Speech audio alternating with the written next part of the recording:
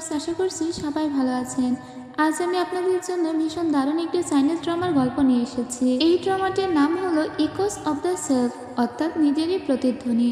এই ড্রামাতে আমরা দেখব একটি মেয়ে ক্ষমতা এবং অর্থের লোভে শুধুমাত্র বড় বোনকে ঠকিয়ে বড় বোনের প্রেমিককে বিয়ে করে, এদিকে নিজের বয়ফ্রেন্ডের সঙ্গে চিট করে। এই ড্রামাটা আপনারা আগে যারা প্রথম পর্ব দেখেছেন তারা লাস্টের আধা ঘন্টা অর্থাৎ 55 মিনিট থেকে দেখলে সেকেন্ড পার্ট অর্থাৎ শেষ পার্টের গল্প পেয়ে যাবেন। আর যারা এই ড্রামার কোনো পার্টি দেখেনি তারা জাস্ট এই ভিডিওটাই দেখবেন। এখানে পুরো ড্রামাটাই আমি এক্সপ্লেন করে দিয়েছি। তো চলুন কথা না বাড়িয়ে গল্প শুরু করছি। তার আগে যারা আমার এই চ্যানেলে একেবারে নতুন তারা প্লিজ চ্যানেলটিকে সাবস্ক্রাইব করে সাথে থাকবেন। ড্রামা শুরুতেই আমাদের একটা রাজবাড়ি দেখানো হয়, যেখানে জও ফ্যামিলির মিস্টার জওকে আক্রমণ করা হয়েছিল, আর তাকে আক্রমণ করেছিল স্বয়ং রানীর লোকজন।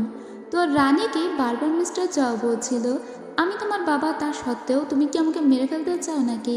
রানী তখন বলে, আমি এখানকার রানী, তাই আপনি আমার বাবা কি অন্য কিছু সেটা আমার দেখার বিষয় নয়। তার থেকেও বড় কথা, আপনি অনেক বড় একটা জালিয়াতি করেছেন।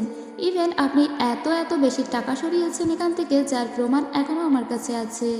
দেখা যায় ওর বাবা তার বাড়িতে কিছু স্বর্ণ লুকিয়ে রেখেছিল। এরপরে হাসতে হাসতে রানী বলে, আপনাদের দুজনকেই আজকে আমি মেরে ফেলবো।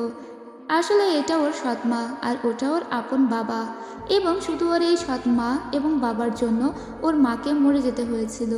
সেজন্য ও যখন রানী হয়েছে তখন প্রতিশোধ নেওয়ার জন্যই মূলত জও ফ্যামিলির বিরুদ্ধে উঠে পড়ে লেগেছিল, এবং ও শুধু অপেক্ষা করছিল কখন ওর বাবা মায়ের ক্রাইম ধরা পড়ে আর তাদেরকে ও মেরে ফেলতে পারে। আসলে ওর মাকে ভীষণই কঠোরভাবে ওর সৎ মা মেরেছিল, এবং মারতে মারতে ওর মাকে মেরেই ফেলেছিল। তখন ওর মাকে বাঁচাতে পারেনি, কারণ তখন ও খুবই অসহায় একটা মেয়ে ছিল। আজকেও ওর সৎমাকে বলে, মনে নেই সেদিনের কথা? ওর সৎমা বলে, তুমি কি শুধুমাত্র এই আমাদের অত্যাচার করবে বলেই রানী হয়েছে? তখনই ওর মাকেও মেরে ফেলে দেয়। ওর বাবা তখন খুব রাগারাগি করলে ওর বাবাকে কারাগারে নিয়ে যেতে বলা হয়। এই দেশের অনেক মানুষই তাকে রানী হিসেবে চায় না। আচ্ছা, এই রানী কিন্তু আমাদের এই ড্রামার নায়িকা, তার নাম হলো রুশি। তো রুশি সিংহাসনে বসার জন্য সিংহাসনের দিকে এগিয়ে যাচ্ছিল। তার স্বামী যেহেতু রাজা, যার নাম হলো লি, সে অনেকদিন থেকেই উধাও। আর তার একটু পরেই আমরা দেখতে পাই তার দেবর, যার নাম হলো ইয়ান, সেই রুমে প্রবেশ করে আর বলে, তুমি বলো আমার ভাই কোথায় আছে? তুমি কি আমার ভাইকে ডিজেপিয়ার করে দিয়েছো নাকি? ঠিক তখনই রানী বলে, কি হাস্যকর কথা বলছো তুমি? সে কিছুদিনের জন্য এই রাজ্য থেকে বাইরে গিয়েছে। এরপরে ইয়ান বলে, আমাদের ভিতরে যে সম্পর্ক ছিল তা কি আর নেই? আসলে বিয়ের আগে রুশির সঙ্গে ইয়ানেরই সম্পর্ক ছিল, কিন্তু রুশি ওকে চিট করে ওর বড় ভাইকে বিয়ে করেছে শুধুমাত্র রানী হবার জন্য আর নিজের জীবনের কিছু মানুষকে শাস্তি দেবার জন্য। সেজন্য ইয়ানের ওর উপর একটু রাগ আছে। ইয়ান বলে, তুমি শুধু চেয়েছিলে যে একটা ক্ষমতা পেতে, তাই না? আর আজকেও তুমি সেজন্য পাগল হয়ে পড়ে আছো। তুমি নির্বিচারে এই রাজ্যের মানুষকে মারছো। এই রাজ্যের কোনো লোকই তোমাকে চায় না, কিন্তু রুশির এসবে কিছু যায় আসে না। রুশি বলে, আমার এখনও অনেক মানুষকেই মারবার আছে, অনেক মানুষকেই শাস্তি দেবার আছে, তাই যে আমাকে যাই বলুক না কেন, আমি তো এখানের রানী হয়েই থাকবো। ইয়ান তখন বলে, কিন্তু আমি সেটা হতে দেব না। তুমি এখন থেকে তোমার এই খেলা হয় থামাবে, আর না হলে আমার সাথে যাবে। ওই ইয়ানের কাছে এসে বলে, তুমি কি কথা বলছো? আমি যদি তোমার সাথে থাকারই হতাম তাহলে তোমাকে চিট করে তোমার বড় ভাইকে বিয়ে করতাম না। তোমার বড় ভাই আমাকে যেটা দিতে পেরেছে সেটা তুমি কখনোই দিতে পারতে না। এবার তুমি যদি আমাকে মারতে চাও তাহলে মারতে পারো। ঠিক তখনই রুশিকে পিছন থেকে ইয়ান স্ট্যাপ করে দেয় আর বলে, তাহলে আমাকে তোমাকে মারতেই হলো, কারণ এভাবে আমি তোমাকে ধ্বংস হতে দিতে যেতে পারি না। কিন্তু তারপরেও রুশি শক্ত হয়ে আস্তে আস্তে ওই সিংহাসনের দিকে এগিয়ে যায়। তবে শেষ পর্যন্ত সিংহাসনের কাছে গিয়ে ও লুটিয়ে পড়ে। ওকে আর সিংহাসনে বসতে দেওয়া হয় না। এরপরে রুশিকে ওখান থেকে ঘরের ভিতরে নিয়ে আসে ইয়ান। ইয়ান ওকে এমনভাবে স্টাফ করেছিল যাতে ও পুরোপুরিভাবে মারা না যায়।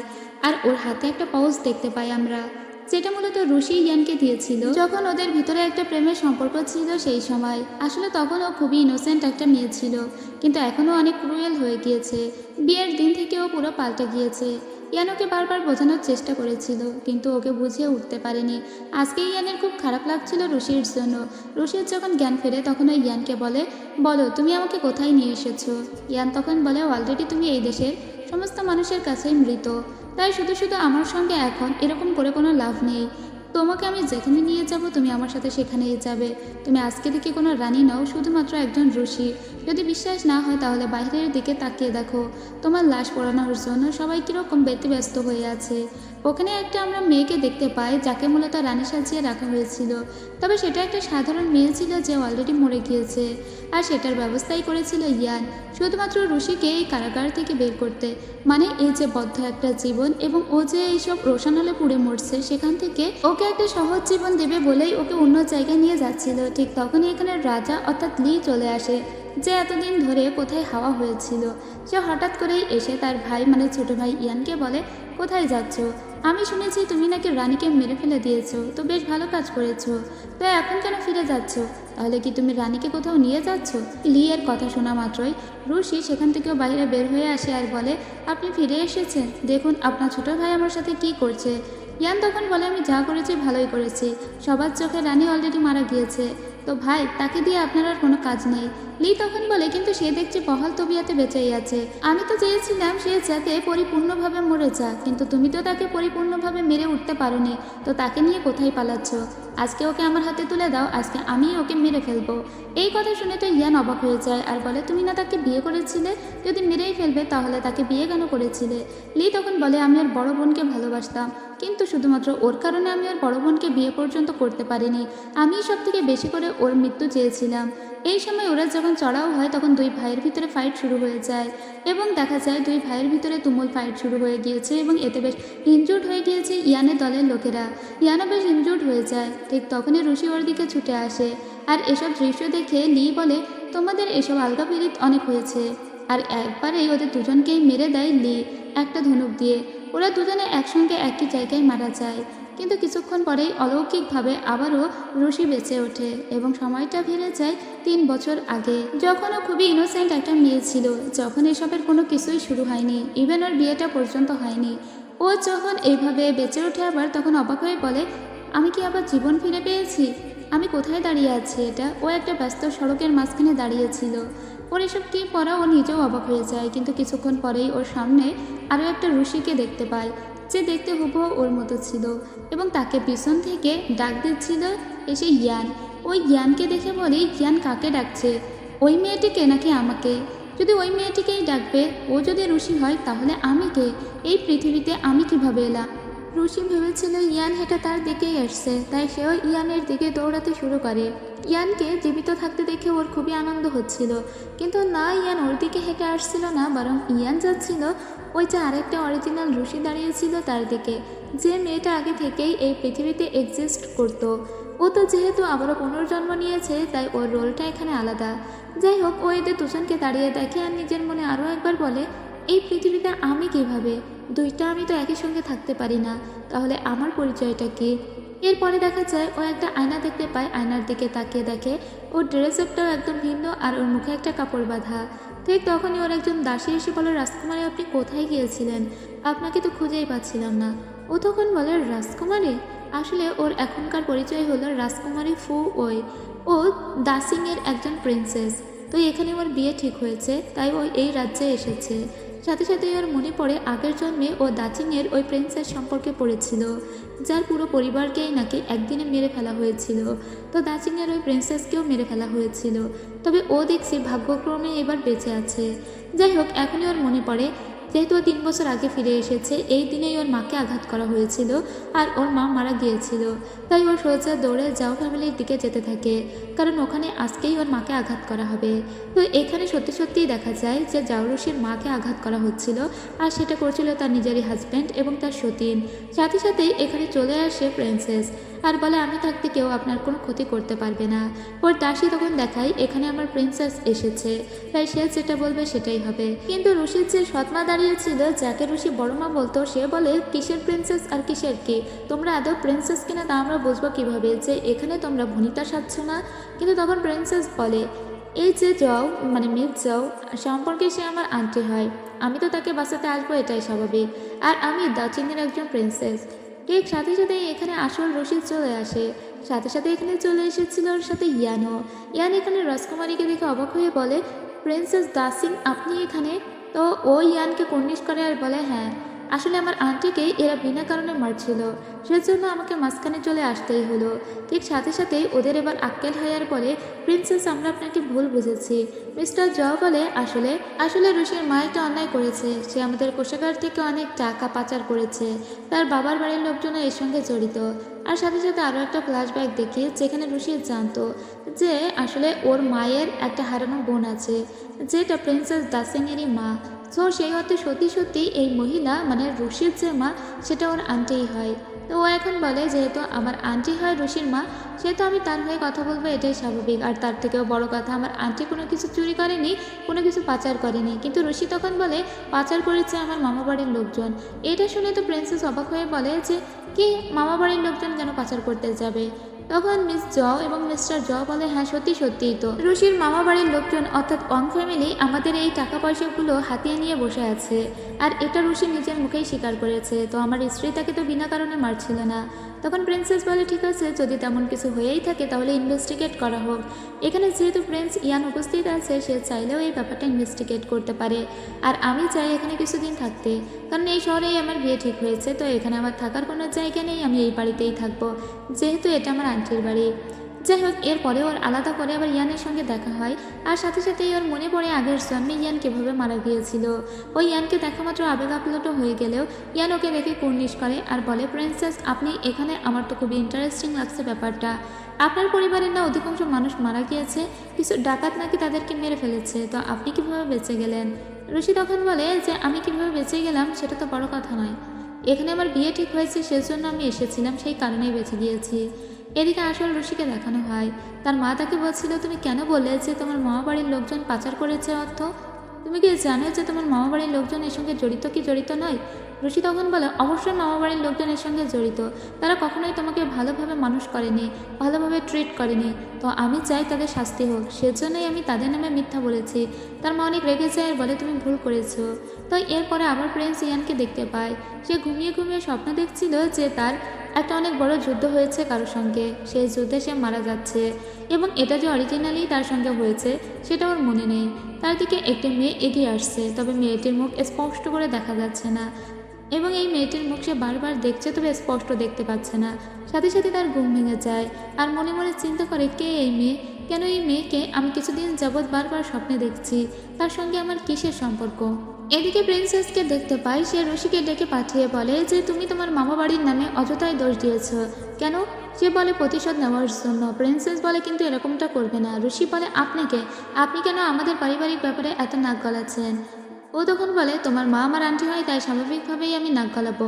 আমি যেভাবে বলবো তুমি সেভাবেই কাজ করবে। কিন্তু রুশি ওর কথা না শুনেই এখান থেকে চলে যায়। এরপরে প্রিন্সেস ওর দাসের গলায় একটা ছুরি ধরে বলে, তুমি সত্যি কথা বলো যে আমি সত্যিই তোমাদের প্রিন্সেস কিনা। তখন দাসী বলে, আপনি আমাদের প্রিন্সেস নন, এটা সত্যি, কিন্তু আপনি আমাকে মারবেন না। আসলে ব্যাপারটা হয়েছে কি, প্রিন্সেসের ফ্যামিলি সবাইকে ডাকাতরা মেরে ফেলে দিয়েছে। প্রিন্সেস বিয়ে করতে চায়নি বলে আগে থেকে পালিয়েছিল। তো সে যেহেতু এই বিয়ে থেকে পালাচ্ছে এবং আপনাকে রাস্তার ভিতরে অজ্ঞান অবস্থায় পেয়েছিল, তো আপনাকে প্রিন্সেস সাজিয়ে দিয়েছে। তাছাড়া দাসিং ফ্যামিলির সবাই সবসময় মুখে একটা কাপড় পরে বেড়াতে বলে কেউ তাদের আসল চেহারা কখনো দেখেনি, তাই আপনাকে প্রিন্সেস রূপে থাকার জন্য অনুমতি দিয়েছিল। আর আমি যতক্ষণ আপনার সঙ্গে আছি ততক্ষণ সবাই মনে করবে আপনিই প্রিন্সেস। মূলত সে বিয়েটা করবে না বলেই এরকম একটা সিদ্ধান্ত নিয়েছে। তো আপনি ততদিন প্লিজ একটু প্রিন্সেস সেজে থাকুন যতক্ষণ না আসল প্রিন্সেস ফিরে আসছে।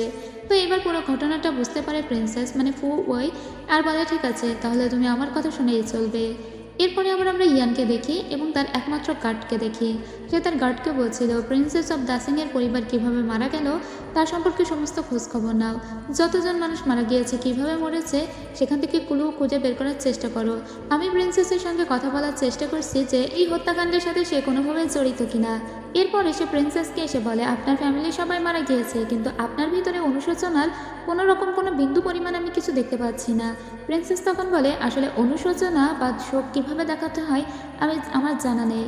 আমি আমার পরিবার থেকে অনেক অবহেলা পেয়েছি, তারা আমাকে অন্য আমার মতের বিরুদ্ধে গিয়ে বিয়ে দিতে চেয়েছিল, তাই আমি পালিয়ে এসেছি।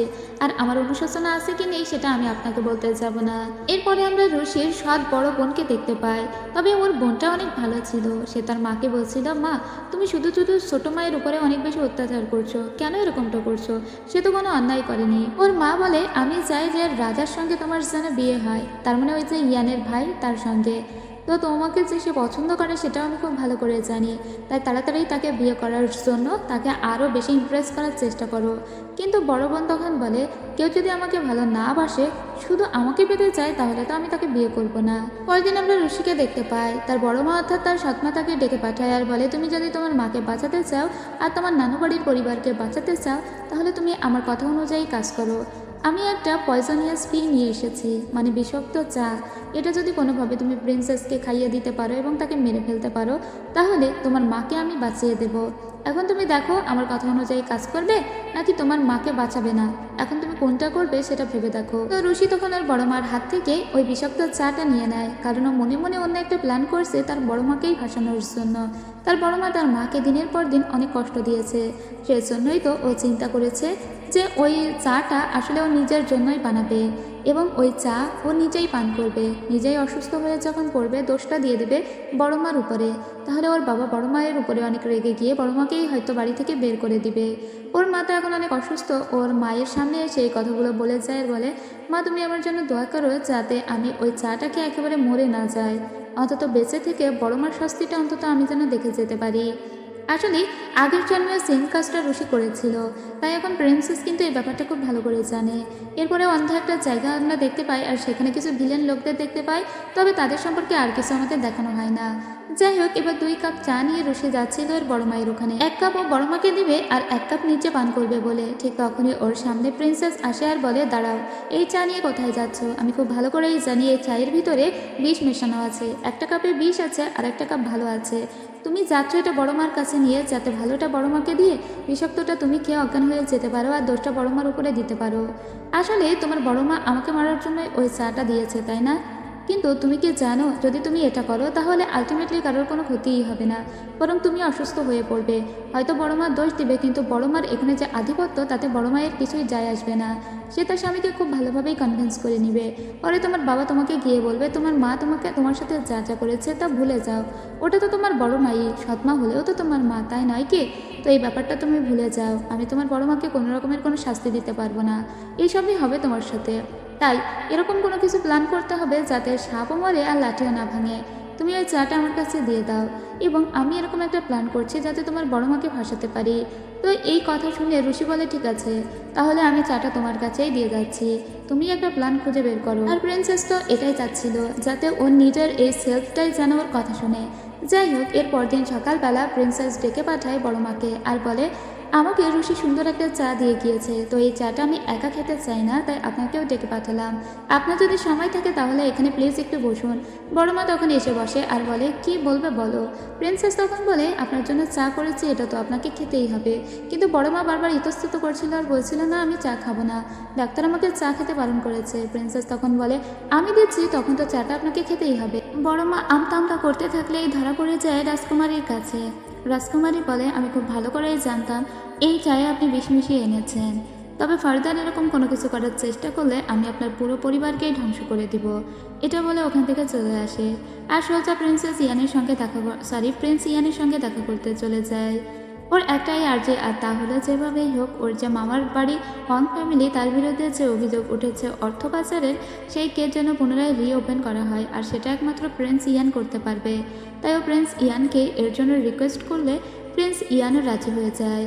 পরদিন প্রিন্স ইয়ান আবারও ঘুমাতে গিয়ে বারবার স্বপ্নে ওই মেয়েটিকেই দেখতে পায়, যে মেয়েটিকে ও আগের দিনও দেখেছিল, আর এবারে ওর মনে হচ্ছিল মেয়েটিকে ও যেন বাস্তবেও কোথাও দেখেছে। এরপরে প্রিন্সেসকে দেখে সে তার মায়ের রুমে আসে। মা এখন একা একাই শুয়েছিল, ওর মা ওকে রুশি বলেই ডাকে। প্রিন্সেসের মনে তখন একটু ভালো লাগে যখন ওর মা ওকে রুশি বলে ডাকে। ওর মা বলে, ভিতরে ভিতরে আমি অনেক আগে থেকেই অসুস্থ, আমি হয়তো আর বেশি দিন বাঁচবো না, বা হয়তো আজই মরে যাব। তুমি তোমার নিজের মতো ভালো জীবন যাপন করো, কোনো হিংসা বিদ্বেষ মনে পুষে রেখো না। এরপরে ওর মা একটা পেন্ডেন্ট দিয়ে দেয় ওর হাতে আর বলে, এটা তোমাকে বিভিন্ন রকম বিপদ আপদ থেকে রক্ষা করবে। ঠিক তখনই অরিজিনাল রুশি চলে আসে আর বলে, মা তোমার কি হয়েছে? সাথে সাথেই ওর মা মারা যায়। রুশি তখন পাগলের মতো কাঁদতে থাকে। প্রিন্সেস তখন ভীষণই কষ্ট পায়, তাই সোজা একটা বারে আসে আর বসে বসে কাঁদতে থাকে আর ওখানে ওয়াইন পান করতে থাকে। আর কিছুক্ষণ পরেই এখানে চলে আসে প্রিন্স ইয়ান। প্রিন্স ইয়ানকে দেখেও বলে, আপনি যখন এসেছেন তখন এখানে বসে যান আর আমার সাথে একটু ওয়াইন পান করুন। প্রিন্স ইয়ান তখন ওর পাশে বসে। তো প্রিন্সেসের মনের ভিতরে যত খারাপ লাগা, যত কষ্টের স্মৃতি, যত কথা ছিল তার সমস্তই ও বকবক করে আজকে বলেই দিতে থাকে। আর একটা সময় গিয়ে ও অজ্ঞান হয়ে যায়। আর এদিকে আমরা অরিজিনাল রুশিকে দেখি, তার মায়ের মেমোরিয়াল যে ট্যাবলেট সেটাও পর্যন্ত এই বাড়িতে তার সৎমা রাখতে দিতে চাইছিল না। ও অনেক চেষ্টা করে মেমোরিয়াল ট্যাবলেটটা নিজের হাতে রাখার জন্য, কিন্তু না, ওর সৎমা কোনোভাবেই সেটা রাখতে দিবে না। ইভেন ওকেও এই বাড়ি থেকে বের করে দিতে চাইছিল। ওর বাবা এতটাই কাপুরুষ ছিল যে ওনার স্ত্রী মেয়ের উপরে এত অত্যাচার করছে, তার সত্ত্বেও তার বাবা কিছুই বলে না। আর এসব কারণেই বোধহয় আগের জীবনে রুশি এতটা ক্রুয়েল হয়ে উঠেছিল, নিজের মা বাবার প্রতি এতটা ও বিদ্বেষ পোষণ করে রেখেছিল। যাই হোক, ওর মা এখন বলে, রুশি যেহেতু আমার কথা শুনছে না তাই ওকে মারা হোক। তো ওকে দুই দিক থেকে ধরা হয় আর মারধর করতে শুরু করা হয়। সাথে সাথে এখানে প্রিন্সেস ফু ওই চলে আসে। প্রিন্সেস এসে বলে, রুশির সঙ্গে এরকমটা কেন করা হচ্ছে, ওর অন্যায়টা কী ছিল? তখন রুশির বিগ মাদার বলে যে ওর মায়ের ট্যাবলেটটা এখানেই রাখতে চেয়েছিল। তখনই গিয়ে একটা দাসীকে থাপ্পড় মেরে দেয় ফুয়াই আর বলে, তো ওর মায়ের ট্যাবলেট এখানে রাখবে না দেখি তোমার বাড়িতে নিয়ে রাখবে নাকি? ওর মা এখানকার স্ত্রী ছিল, সে এখানেই মারা গিয়েছে, তো তার মেমোরিয়াল ট্যাবলেটটা এখানেই রাখা হবে। আর রুশির সঙ্গে কেউ যদি আর কোনো রকমের খারাপ আচরণ করার চেষ্টাও করে তাহলে তার অবস্থা খুবই খারাপ হবে। আমার আন্টির মেয়ে হয় ও, সেই সম্পর্কে ও আমার বোন, আর আমি আমার বোনের সঙ্গে কোনো রকমের অত্যাচার হতে দিতে পারি না। রুশি আজকের থেকে আমার হেফাজতেই থাকবে। পরদিন সকালবেলা দেখি যে রুশির ঘরের দরজা থেকে ওর বড় বোন রুইয়াও সে বেরিয়ে আসছে। সে তার দরজার সামনে একটা ঔষধ রেখে চলে আসছিল, আর এটা আগের জন্মেও ঘটেছিল এবং আগের জন্মে রুশি জানতো না ওই ঔষধটা এখানে কে রেখেছিল। তবে এবার প্রিন্সেস ফু ওই ব্যাপারটা জানে যে এখানে তার বড় বোনই ঔষধটা রেখে গিয়েছিল। আগের জন্মে ওর বোনের সঙ্গে খুব একটা ভালো সম্পর্ক রুশির ছিল না, কিন্তু এবার প্রিন্সেস ফুয়াই খুব ভালো করে বুঝতে পারে তার বড় বোন সবসময় তাকে অনেক ভালোবেসে এসেছে, কিন্তু সেই তার বড় বোনকে সবসময় ভুল বুঝে এসেছে। তাই এবার সে তার বড় বোনের সঙ্গে খুব ভালো করে কথা বলে। আর ফুয়াই বলে, আপনি আপনার বোনকে এত ভালোবাসেন তা আমি জানতাম না, সত্যি আপনার মতো বড় বোন পাওয়া ভাগ্যের ব্যাপার। তবে রুশির সঙ্গে যেসব কিছু হয়েছে তা খুবই খারাপ হয়েছে, আমি ওকে সামলে নেওয়ার চেষ্টা করব। এরপরেও রুশির সঙ্গে দেখা করতে আসে। রুশি এখনও ওর মাকে নিয়েই ভাবছিল এবং ভাবছিল কিভাবে এই সমস্ত কিছুর প্রতিশোধ ও নিতে পারবে। তাই ও এখন খুবই ডেসপারেট ছিল। ঠিক এই টাইমে প্রিন্সেস এসে বলে, তুমি এই টাইমে ডেসপারেট হলে হবে না। রুশি বলে, আমার মাকে বিগ মাদার দিনের পর দিন ঔষধ খাইয়েই মেরে ফেলেছে, তো আমি তাদেরকে মারবো না? এখন আমার কি হওয়া উচিত বলে তুমি মনে করো? প্রিন্সেস তখন বলে, আমার কাছে ভালো একটা আইডিয়া আছে। যদি তুমি এখন তোমার বড় মাকে মেরে ফেলতেও চাও, তারপরেও তোমার বাবা বারবার বাধা দেবে এবং তোমার জীবনটা সংকটে পড়ে যাবে। বরং তুমি আমার কথা শোনো, তাহলে সমস্ত কিছু ঠিক হবে। আমার মায়ের নামে যে চোর কলঙ্ক দেওয়া হয়েছিল তার কি হবে? প্রিন্সেস তখন বলে, আমার চেহারা দেখেছ, দেখতে আমি হুবহু তোমার মতোই, তাই এখন তুমি আমার পরিচয় কাজে লাগাবে আর আমি তোমার পরিচয় কাজে লাগিয়ে অং ফ্যামিলিতে, অর্থাৎ আমাদের মামা বাড়িতে, মানে তোমার মামা বাড়িতে যাব। সেখানে গিয়েই আমি চেষ্টা করব যাতে তোমার মায়ের, অর্থাৎ আমার আন্টির নামের উপর থেকে চোর শব্দটা মুছে ফেলা যায়। এরপরে রুশি রাজকুমারীর পাঠ করতে থাকে এবং নিজে মুখ বেঁধে বেড়াতে লাগে। যেহেতু সবসময় ও মুখ বেঁধেই চলেছে তাই কেউ তো আর ওকে চেনে না। যাই হোক, আজকে কিন্তু রুশির যাওয়ার কথা ছিল প্রিন্স ইয়ানের সঙ্গে তার মামা বাড়ির উদ্দেশ্যে। তো কথা মতো প্রিন্স ইয়ান রাত্রেবেলা এসে হাজির হয়ে যায় যে রুশির যাওয়ার কথা তার মামা বাড়িতে এর জন্য। তো প্রিন্স ইয়ান যখন অপেক্ষা করছিল তখন ঠিকই রুশি আসে, তবে এটা তো রুশি ছিল না, এটা ছিল প্রিন্সেস ফুয়াই। ফুয়াই এসে বলে যে আমি রুশি নই, আমি প্রিন্সেস। ইয়ান তখন বিশ্বাস করতে চায় না আর বলে, আপনাদের দুজনের চেহারা কিভাবে এক হতে পারে? প্রিন্সেস তখন বলে, সে অনেক কথা, তোমাকে না হয় পরে বলবো, তবে আমরা দুজন দেখতে হুবহু একরকম এবং আমি রাজকুমারী। আর আমি রাজকুমারী এখন রুশি চরিত্র সেজাই মূলত ওর মামা বাড়িতে যাব আর ওখানে গিয়ে আমার আন্টির নামে যত খারাপ কথা আছে তার সমস্ত কিছুই আমি একেবারেই শেষ করে ফেলার চেষ্টা করব, কারণ ওখানে গেলেই আমরা এভিডেন্স পেয়ে যাব। তাই আপনি আমাকে অবশ্যই হেল্প করবেন বলে আমি মনে করি। তো ওকে তো হেল্প করার জন্য সদা প্রস্তুত ছিল ইয়ান। ইয়ান বলে ঠিক আছে, তোমার এই পরিচয় বা এই চেহারার কথা আমি কাউকেই বলবো না। এরপরে ওরা দুজন মিলে অং ফ্যামিলির উদ্দেশ্যে যেতে থাকে। এদিকে আসল রুশিকে দেখতে পাই, যে এখন রাজকুমারী সেজে ঘুরে বেড়াচ্ছিল। ওর মনে হয় যেহেতু আমি এখন রাজকুমারী সেজে বেড়াতে পারছি, তাহলে রাজকুমারীর এই পরিচয়টা কাজে লাগিয়ে আমি আমার বড় মাকে একটু সাহায্য তো করতেই পারি, তাই নয় কি? এখন এই পরিচয়ে আমি থাকবো। এটা বলে ও সোজা ওভাবে মুখে কাপড় বেঁধে বাইরে ঘুরতে থাকে। তখন আমরা দেখি ওর বড় মায়ের দাসীকে। ওর বড় মায়ের দাসী কিন্তু এসে বলছিল যে আমি শুনেছি রুশি প্রিন্স ইয়ানের সঙ্গে ওয়াং ফ্যামিলিতে গিয়েছে। ওরা তো আর জানে না ওটা রাজকুমারী। যাই হোক, এখন ওর বড় মা ওর দাসীকে বলে দেয় ঠিক আছে, তুমি গিয়ে যেভাবেই হোক রুশিকে মেরে ফেলার চেষ্টা করো। আর এদিকে আমি দেখছি প্রিন্সেসের ব্যাপারটা। প্রিন্সেস তো এখানে একাই আছে, তাকে মেরে ফেলা মনে হয় না কোনো কঠিন ব্যাপার হবে বলে। যাই হোক, এদিকে অং ফ্যামিলি দেখতে পাই। অং ফ্যামিলির সামনে প্রিন্সেস এবং প্রিন্স ইয়ান দুজনেই বসেছিল এবং অনেকক্ষণ ধরেই ওরা পরীক্ষণ নিরীক্ষণ করার চেষ্টা করে যে এখানে ঢোকাটা সহজ কি কঠিন হবে। এদিকে আবার দেখতে পাই বাড়ির দৃশ্য, যেখানে বড় মা আর তার দাসী প্রিন্সেসকে দেখা মাত্র কুর্নিশ করছিল। ওরা তো আর জানে না এটা রুশি। তো রুশির এই ব্যাপারটা খুবই ভালো লাগে। ও সবসময় চেয়েছিল তার বড় মা যেন তার পায়ের সামনে লুটিয়ে পড়ে, আর আজকেই সেটাই হলো। যাই হোক, এদিকে এরা ওয়াং ফ্যামিলির ভিতরে প্রবেশ করবে কিভাবে? এখানে কড়া পাহারাদার ছিল বাইরে। এভাবে প্রবেশ করতে গেলে কেউ ওদেরকে চোর ভাববে। তো একটা মহিলা ওদেরকে অলরেডি দেখে চোরই মনে করেছিল। তো তখন ওরা দুজনে অভিনয় করতে শুরু করে। প্রিন্স বলে পিছনে একটা মহিলা আমাদেরকে ফলো করছে, এখন আমাদের কি করা উচিত? তখন প্রিন্সেস বলে এখন আমাদের একটু ভালোবাসার অভিনয় করা উচিত, তাহলে সে মনে করবে আমরা এখানে রোম্যান্স করার জন্য এসেছি। এরপরে ওরা দুজনেই খুব কাছাকাছি চলে আসে, আর এটা প্রিন্সেসেরই কাজ ছিল। ওই মহিলা তখন বলে ও আচ্ছা, তোমরা চোর নও, বরং তোমরা একটু রোম্যান্টিকতা করবে বলে এখানে এসেছো, কোনো ব্যাপার না, চালিয়ে যাও। এটা বলার পরপরই ওই মহিলা চলে যাওয়ার পরে যখন প্রিন্সেস উঠে যাচ্ছিল, ঠিক তখনই ওকে উল্টো করে জড়িয়ে ধরে প্রিন্স আর বলে মানুষকে ধোঁকা দেওয়ার জন্য এই পদ্ধতি অবলম্বন করাটা কিন্তু খুবই খারাপ ব্যাপার। যেহেতু তুমি আমাকে ইউজ করেছো, তাই এবার আমিও তোমাকে একটু ইউজ করলাম। এখন আমরা দুজনেই কাটাকাটি, সব কিছু শোধবোধ হয়ে গেল। এরপরে ওর দিকে তাকিয়ে থাকে অনেকক্ষণ ধরেই প্রিন্সেস, কারণ ওর আগের স্মৃতিগুলো মনে পড়ে যাচ্ছিল। যাই হোক, এদিকে আবার বাড়ির দৃশ্য দেখানো হয়, যেখানে আমরা বড়মাকে দেখতে পাই। ঠিক তখনই বড়মার এই রুমে প্রবেশ করে প্রিন্সেস রূপী রুশি, কারণ রুশি চেয়েছিল তার বড়মাকে কোনো একটা সাহায্য করতে, কোনো একভাবে হলেও তাকে সাহায্য করতে। ও এসে বলে আমার আন্টি মারা গিয়েছে, তার মেমোরিয়াল ট্যাবলেটটা এখানকার অ্যানসেস্ট্রাল হলে রাখা হবে। কিন্তু তার বড়মা বলে এই সিদ্ধান্ত তো আমি দিতে পারবো না, এই সিদ্ধান্ত মিস্টার জও দিবে।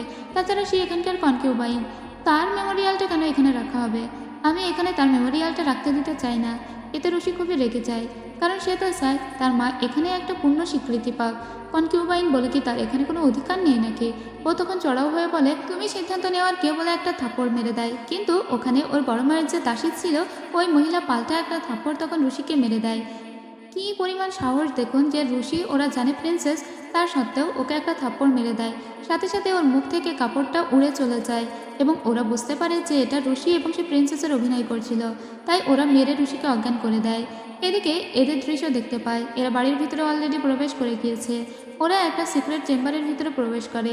যেহেতু রাজকুমারী সমস্ত কিছুই জানতো, কারণ ও আগের জীবনেও দেখেছিল যে এখানে একটা সিক্রেট কক্ষ আছে আর তার ভিতরে অর্থ সম্পদ আছে।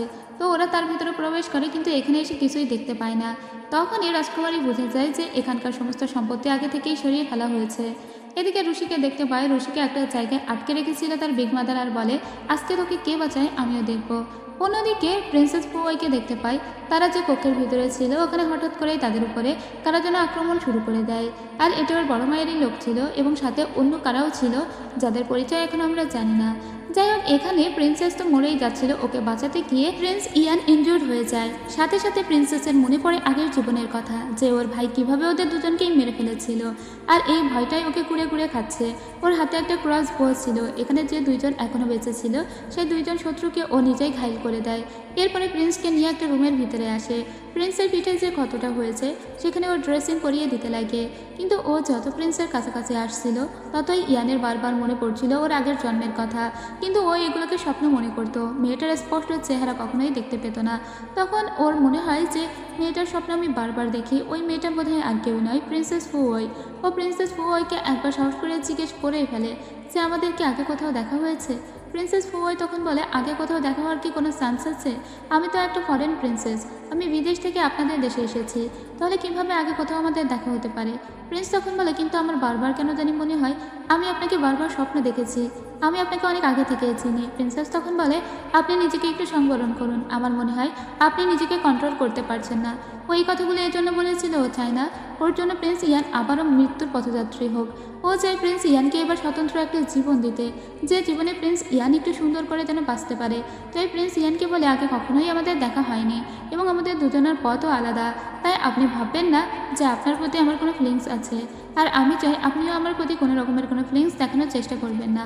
যাই হোক, এসব শুনে আবার মন খারাপ হয়ে যায় প্রিন্সের। এরপরের দৃশ্যে দেখতে পাই যে এদিকে একজন দাসী, মানে যে হলো ওর বড় মায়ের দাসী, তো সেই দাসী এখানে চলে এসেছিল অং ফ্যামিলিতে। ওরা যেহেতু জানতে পেরেছে যে এখন প্রিন্সের সঙ্গে প্রিন্সেস আছে, তাই একে মারার জন্যই মূলত ওই দাসী এখানে এসেছে। দাসী আসার আগে তার সঙ্গে কিছু লোকও ভাড়া করে নিয়ে এসেছে। দাসী তাদেরকে বুঝিয়ে দেয় প্রিন্স ইয়ানের সঙ্গে যে মেয়েটি ঘুরছে সে আসলে প্রিন্সেস ফুই, যেভাবেই হোক ওকে তোমাদের মারতেই হবে, কারণ ও এখানে প্রমাণ জোগাড় করার জন্যই এসেছে। আর সেই জন্য যখন প্রিন্স এবং প্রিন্সেস ওদের দুজনকে তাড়া করে, তখন দেখা যায় যে এরা তো অনেক বেশি ইনজুর্ডের পর্যায়ে চলেই যাচ্ছিল, ঠিক তখনই এখানে ক্রাউন প্রিন্স চলে আসে। আর ক্রাউন প্রিন্সকে চিঠি লিখে এখানে আসতে বলেছে প্রিন্স ইয়ান নিজেই। ক্রাউন প্রিন্স যখনই প্রিন্সেসকে দেখে তখন অবাক হয়ে যায়, কারণ এই মেয়েটি দেখতে একদম রুশির মতো। আর এদিকে ক্রাউন প্রিন্সকে দেখা মাত্রই প্রিন্সেস ফু এর মনে তো সেই আগের দিনের কথাগুলো সব মনে পড়ে। এর জন্যই ওরা দুজনেই মরে গিয়েছে, আবার দুজনেরই পুনর্জন্ম হয়েছে, তাই একটা রাগ তো ক্রাউন প্রিন্সের উপর ওরা আছেই। কিন্তু এই মুহূর্তে ও কোনো কিছুই প্রকাশ করে না। এখানে ওরা যে দলিলটা খুঁজতে এসেছিল অবশেষে সেই দলিলটা খুঁজে পায়। আর এখানে সমস্ত কিছুর স্পষ্ট এভিডেন্স তো ক্রাউন প্রিন্স নিজেই, কারণ সচক্ষে সে সমস্ত কিছু দেখলো। এদিকে আমরা রুশির বড় মাকে দেখতে পাই, সে রুশিকে একটা ঘরের ভিতরে আটকে রেখেছিল আর সেখানে অনেক কেরোসিন ঢেলতে থাকে। আর রুশিকে বলে, আজকে তোমাকে বাঁচানোর জন্য তোমার ওই প্রিন্সেস নেই, তাই আজকে তোমাকে আমি দেখবো কে আমার হাত থেকে বাঁচায়। এরপরে ওই ঘরে আগুন লাগিয়ে মহিলা ওখান থেকে চলে যায়। তা বাড়ির অন্য সদস্যরা যখন আগুন দেখে তখন তারা আগুন নেভানোর কাজে ব্যস্ত হয়ে পড়ে। আর এই ঘটনা কিন্তু রুশির বাবাও জানতো না। রুশির বাবা বলে, দ্রুত আগুন নিভাও, আর এই মহিলাও তাতে সায় দেয় আর বলে, হ্যাঁ হ্যাঁ দ্রুত আগুন নিভাও, ওর ভিতরে কেউ নেই তো। ঠিক তখনই এরাও বাড়িতে ফিরে আসে। ওই বলে, আমার কেন জানি মনে হচ্ছে ওই ঘরের ভিতরে রুশিকে আটকে রেখেই এই মহিলা আগুন দিয়েছে, ওকে যেভাবেই হোক বাঁচাতে হবে।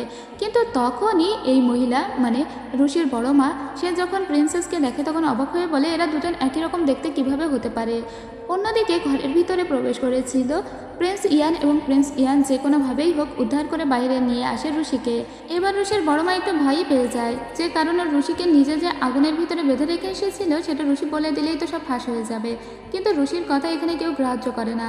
তবে প্রিন্সেস বলে, আপনি আজকে যে কাজটা করেছেন তার জন্য মূল্য আপনাকে চোকাতেই হবে, এবং একটু পরেই সেই মূল্য আপনি চোকাবেন। ক্রাউন প্রিন্স এবার রুই ইয়াওয়ের মাকে ডেকে পাঠায়, কারণ তার বিরুদ্ধে অনেক অভিযোগ চলে এসেছে। সে যে টাকা পয়সা পাচার করেছে এবং এর সঙ্গে যে তার বাপের বাড়িও জড়িত, এই সমস্তই এখন জানা গিয়েছে। যেহেতু দলিল এখন তাদের হাতেই ছিল, তাই এখন কোনোভাবেই রুই ইয়াওয়ের মা আর কোনো কিছু অস্বীকার করতে পারে না। কিন্তু সে শুধু এটা বলে যে আমি যা কিছু করেছি তা আমার একার অপরাধ, না এর সাথে আমার বাপের বাড়ির কেউ জড়িত আছে, আর না এর সাথে আমার স্বামী জড়িত আছে, এর সাথে কেউ জড়িত নেই। যেহেতু আমার সমস্ত অপরাধ ধরা পড়ে গিয়েছে, আমি অর্থ পাচার করেছি, আবার আমি রুশির মাকেও মেডিসিনের মাধ্যমে মেরে ফেলেছি, তাই আমার অনেক বড় শাস্তি প্রাপ্য। এর জন্য আমার হাজব্যান্ডেরও কোনো দোষ নেই, অন্য কারোর কোনো দোষ নেই, তাই আমি আমার নিজের মৃত্যুকে বরণ করে নিলাম বলে নিজেই মাথা ফাটিয়ে সুইসাইড করে নেয়। ঠিক তখনই রুই ইয়াও এখানে আসে, আর ও অনেক কাঁদতে লাগে, কারণ ও নিজের মাকে অনেক বেশি ভালোবাসতো। এখন মনের ক্ষোভ অনেকটাই মিটেছিল ফু ওয়ের, কিন্তু তারপরেও ওর মা তো আর ফিরে আসবে না। এরপরে ক্রাউন প্রিন্স দেখা করতে আসে প্রিন্স ইয়ানের সঙ্গে আর বলে যে তুমি তো ওই প্রিন্সেস ফু এর সঙ্গে অনেক মিশছো, কিন্তু আমি বুঝলাম না তার সঙ্গে তোমার সম্পর্কটা কি। তখন প্রিন্স ইয়ান বলে, তাকে আমার অনেক ভালো লাগে। এরপরে ওদের বাবা ওদের দুজনকেই ডেকে পাঠায়। এখানে আমরা বুঝতে পারি ক্রাউন প্রিন্সের প্রতি রাজার একটু আলাদাই ভালোবাসা ছিল। যাই হোক, রুই ইয়াওয়ের মাকে এখন সমাধির জন্য নিয়ে যাওয়া হয়। রুই ইয়াও অনেক কাঁদছিল দেখে ওর সঙ্গে ক্রাউন প্রিন্স দেখা করতে আসে আর বলে, এখন তোমার জীবনের উপর দিয়ে অনেক ঝড় বয়ে যাচ্ছে আমি জানি, কিন্তু আমি তোমাকে কথা দিচ্ছি তোমার মায়ের এই শোক যতদিন না কাটছে ততদিন আমি তোমাকে কিছু বলবো না, কিন্তু তারপরে আমি বাবার সঙ্গে কথা বলে তোমাকে বিয়ে করে নিব। সে কয়টা দিন তুমি আমাকে একটু সময় দাও।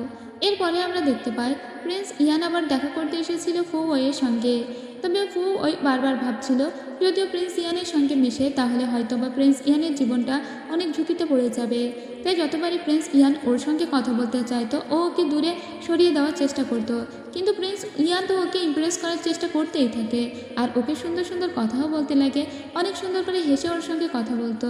ফুয়াই অনেক গম্ভীর হয়ে ওর সঙ্গে কথা বলতো এবং কখনোই ইনফর্মাল ভাবে ওর সঙ্গে কথা বলেনি, বরং সম্মান দিয়ে সবসময় কথা বলতো এবং বলতো আমাদের যত কম দেখা হবে ততই ভালো। আর দূর থেকে আবার এগুলো রুশি দেখতো এবং ওর মনে হয়েছে যে ওরই এবার প্রিন্স ইয়ানকে দখল করে নেওয়া উচিত। তো সেদিন আমরা একটা লোককে দেখতে পাই যে একটা লেটার নিয়ে যাচ্ছিল প্রিন্স ইয়ানের কাছে দিবে বলে। তখন প্রিন্সেস ফুয়াই বলে, তুমি এটা নিয়ে কোথায় যাচ্ছ? লোকটি তখন বলে এটা রুশি দিতে বলেছে প্রিন্স ইয়ানকে, তার সঙ্গে দেখা করবে বলে। তো এই লেটারটা নিজের কাছে নিয়ে নেয় প্রিন্সেস ফুয়াই আর এই চিঠিটা কোনোভাবেই পৌঁছাতে দেয় না ইয়ানের কাছ পর্যন্ত, কারণ ওর স্পষ্ট মনে আছে এরকম একটা কাজ ও আগের জীবনে করেছিল। প্রিন্স ইয়ানকে ভালোবাসার জালে ফেলেছিল শুধুমাত্র নিজের ক্ষমতা জাহির করবে বলে, মানে নিজে একটা ক্ষমতাশীল জায়গায় পৌঁছাবে বলে। কারণ প্রিন্স ইয়ান তো একজন প্রিন্স, তাকে বিয়ে করলে সে অনেক ক্ষমতা পাবে এরকম কিছু ভেবেছিল। তাই এবার ফুয়াই কোনোভাবেই ওই ভুলটা আর করতে দিতে চায় না রুশিকে। তাই সে নিজেই দেখা করতে চলে যায় সেদিন রাত্রেবেলা প্রিন্স ইয়ানের সঙ্গে। প্রিন্স ইয়ান ভেবেছিল যে রুশি দেখা করতে আসবে, কিন্তু না, এখানে তো রুশি সেজে দেখা করতে এসেছিল প্রিন্সেস ফুয়াই। তো ওরা দুজনেই প্রথমে দাবার মতো কোনো একটা খেলা খেলতে থাকে যেটাকে মেবি গো গেম বলা হয়। যাই হোক, ওরা যখন এই গেমটা খেলছিল তখনই খুব ভালো করে প্রিন্স ইয়ান বোঝা যায় যে এটা রুশি নয় বরং এটা প্রিন্সেস ফুয়াই, কারণ রুশি এত ভালো গো গেম খেলতে পারতো না। প্রিন্স ইয়ান তখন বলে, আপনাকে দেখে তো মনে হচ্ছে না আপনি বিগিনার লেভেলের খেলোয়াড়, বরং আপনাকে দেখে মনে হচ্ছে আপনি তুখোড় একজন খেলোয়াড়। আসলে আপনি তো রুশিই না, আপনি হলো প্রিন্সেস। রাজকুমারী তখন লজ্জা পেয়ে যায়। ইয়ান তখন বলে, আমি তোমাকে এক নজর দেখলেই বলে দিতে পারবো যে তুমি আসলে ফুয়াই, যতই তোমরা দুজন দেখতে একরকম হও না কেন। তখন প্রিন্সেস লজ্জা পেয়ে বলে, তাহলে এতক্ষণ আপনি কেন আমার সঙ্গে রুশি রুশি হয়ে ব্যবহার করছিলেন? তখন প্রিন্স ইয়ান বলে, কারণ তুমিও তো রুশি সেজেই এখানে এসেছো, তাই আমি রুশির মতো করেই আচরণ করেছি। যাই হোক, এখন প্রিন্সেস খুব লজ্জা পেয়ে এখান থেকে চলে যায় আর ওখানে দাঁড়িয়ে ইয়ান হাসতে থাকে। ইয়ানের কিন্তু আজকে খুব মজা লেগেছে, কারণ রুশির পরিচয় নিয়ে প্রিন্সেস ওর সঙ্গে দেখা করতে এসেছে, নিশ্চয়ই প্রিন্সেসের ওর প্রতি ভালো লাগা আছে। তবে যখন প্রিন্সেস ফিরে আসে তখন ওর রুমেও দেখতে পায় রুশি দাঁড়িয়ে আছে।